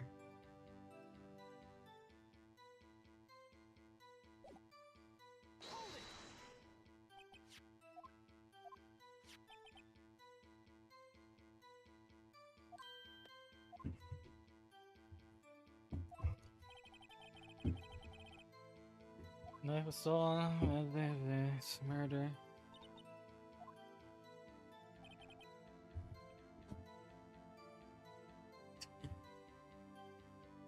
Am I gonna have to look up the answer is? Because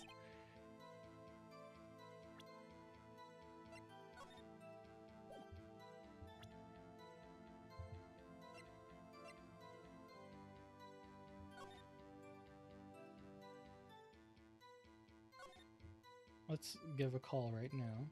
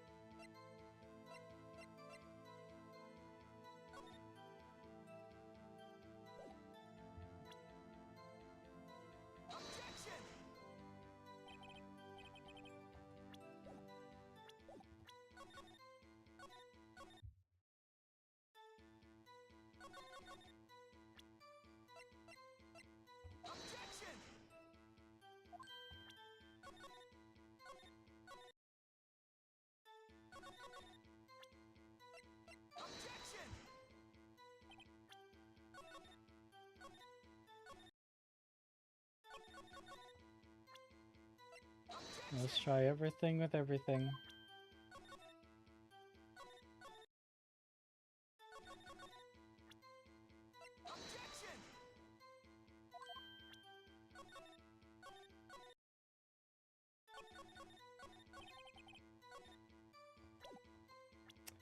My badge!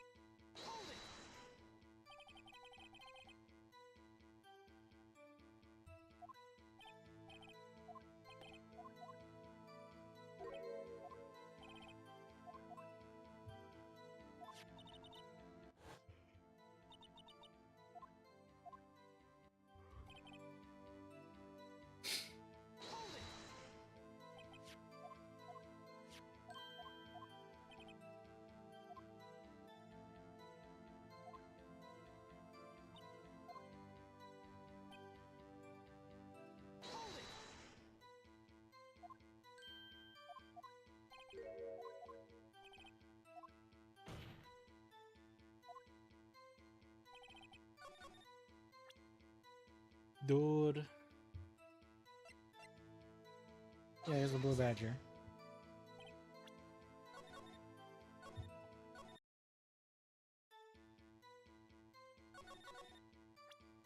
I've shown everything.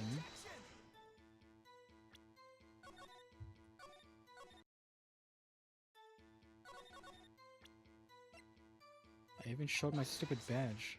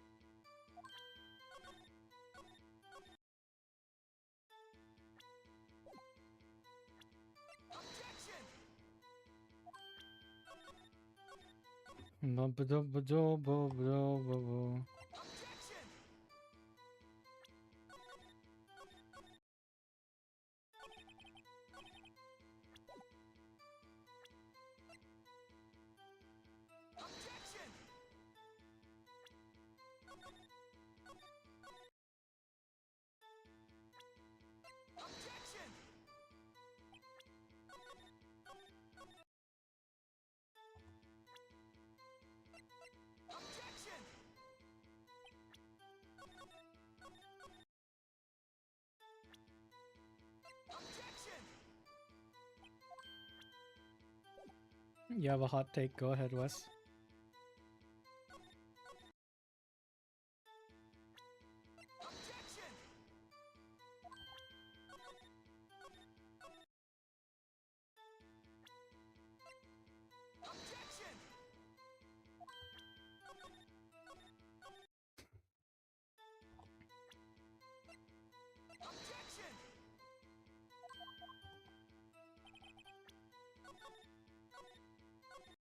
Phoenix Wright games are cool right up until you play them.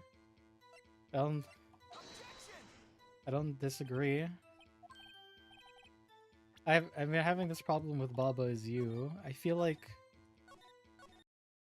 a default feature of any puzzle game should be just give me a hint.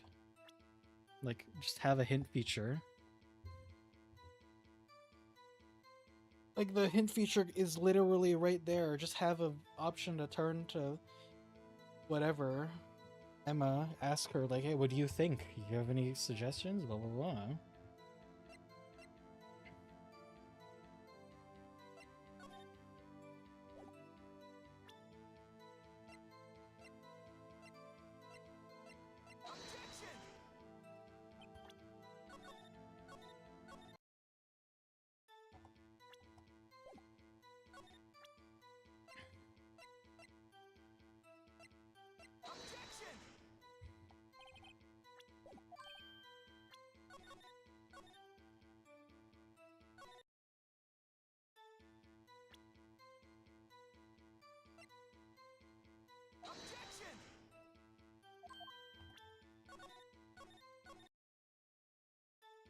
Please, God.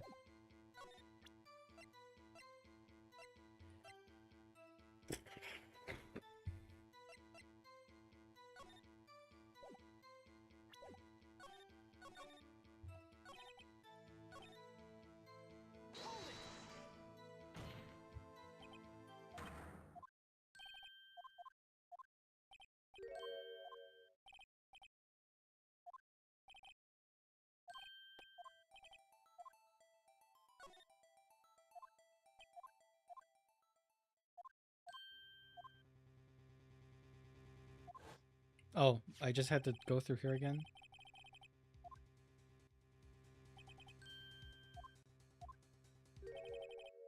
I had a ticket to go to town in this case.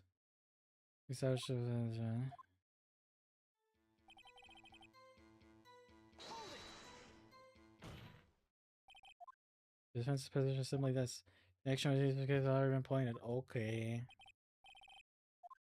Out with it, Mr. Wright. The connection is in place, so we decided to... Knife was found in the police evidence room. Victim had on a case number of the knife's evidence tag. The one the detective murdered at the police event. Told in the very same evidence room. Too many connections for it to be coincidence.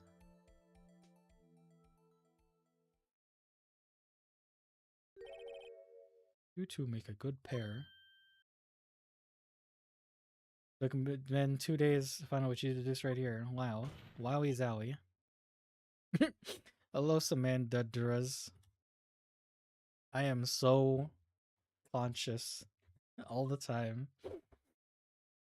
I request that you release your information on the victim of the police department. See, that's the tricky part. It hasn't been announced yet and all. Can we get the information unofficially? Oh. Sure, why not? It's unofficial after all. What, really? Would have guessed. Culprit, but I can't reveal the name of the victim at the department, okay? You're going to tell us a little, why not tell us everything? Oh, well, in case information is sticky stuff, you have to do everything properly. Oh well, I guess I might try to get what I can out of him.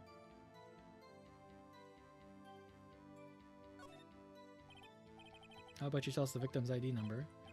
I'm sure. Oh no, it's not going to be able to tell who it is from that. Of course, you won't tell me their name after all. Keep a tight lid on ID numbers, so don't go getting your hopes up. The number is 584-2189. Well, that's quite long. We have to remember these, it drives me nuts. 82, I can't do it. You didn't get the first number right. Does this tell you anything? This tells me something. Actually does, Your Honor. Think? Meaning? See what I think it is. What does that mean? What the defense has to say. You see the ID number of the detective who was murdered at the police department. It tells you something. What does it tell you? There's that one. Witness. What is it, Mr. Wright? You're grinning like a schoolgirl on prom night. No, I just got confused. And this is news, huh? Come out with both guns blazing like you always do.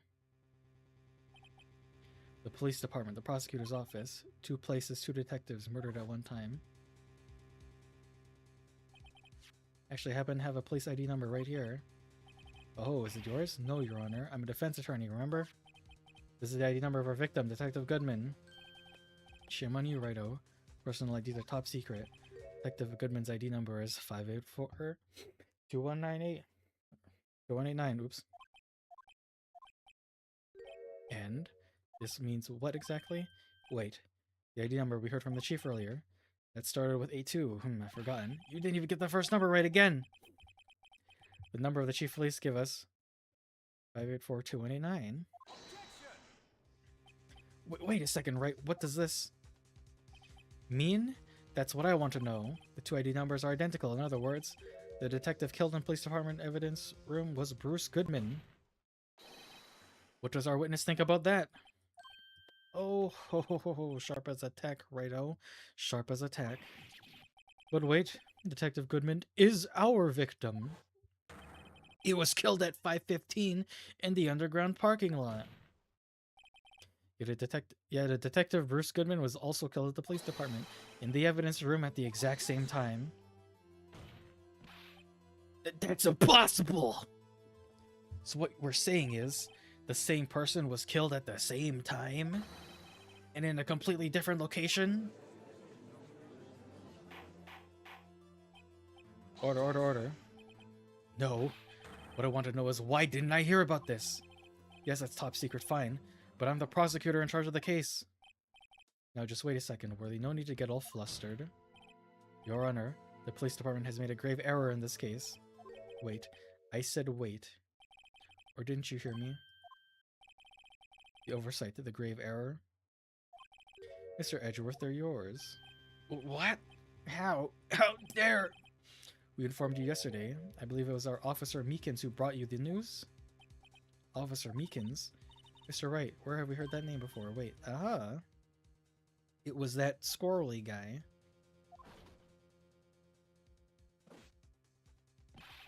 Excuse me, Mr. Edgeworth, but are you anyone on the premise? I'm here, sir, at the request of the chief, sir. Got your report, sir. You don't mean him? According to Meekins, you didn't accept the report. Hard to believe. Your officer, he told me. He said the report had nothing to do with the Lana Sky incident. Bruce Goodman murdered in the police detective's archives room, Edgeworth. Victim's name is written right on top of the report. Why didn't your officer tell me? Honestly, I'm not sure if that officer was capable of making the connection. He did seem challenged. In any case, it's a serious error. Gross negligence of duty or report worthy. Sir, could have submitted that report this morning to the court as evidence. Then I...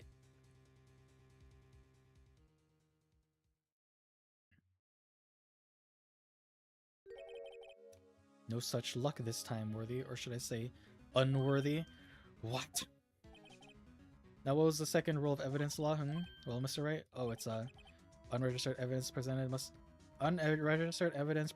be relevant to the case on trial. How is this rule relevant? We submit a list of evidence to be used to court before trial. This report wasn't on that list. So what does that mean? It couldn't submit this evidence until connection was proven in court. Connection was just proven by Wright over here. Good job, Wright. Huh? I was doing my job. No. No! The endless torment of Goodman killed in all timelines.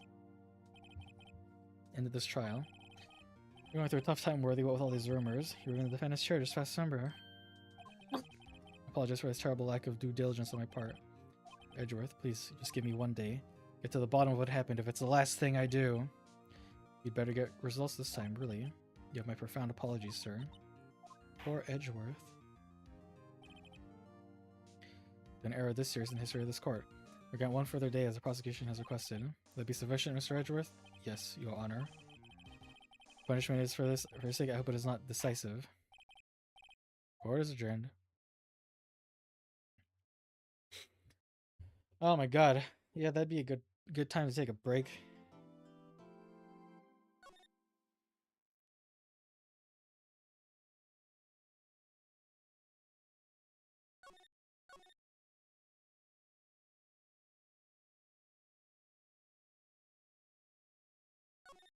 Oh, let's just save one more time. It don't matter. None of this matters. Mr. Wright, so what's going on with the case anyway? A little confused, huh? Well...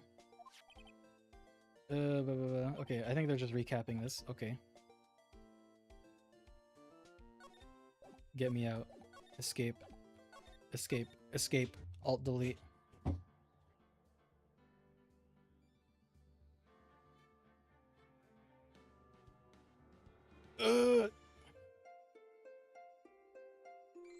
Close that shit.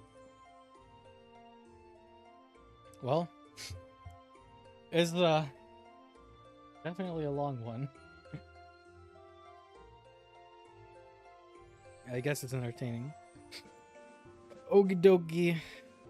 We'll probably maybe come back to this tomorrow and maybe finish it. I don't know. This one's pretty long. Everyone said it was long, and I buy it. So, thank you, Wes and Rollo and Dave and Samandadress. Good name. And thank you, Max, for your one message at the start. I gotta go to the fucking bathroom. Alrighty, thank you for watching. I'll see you later.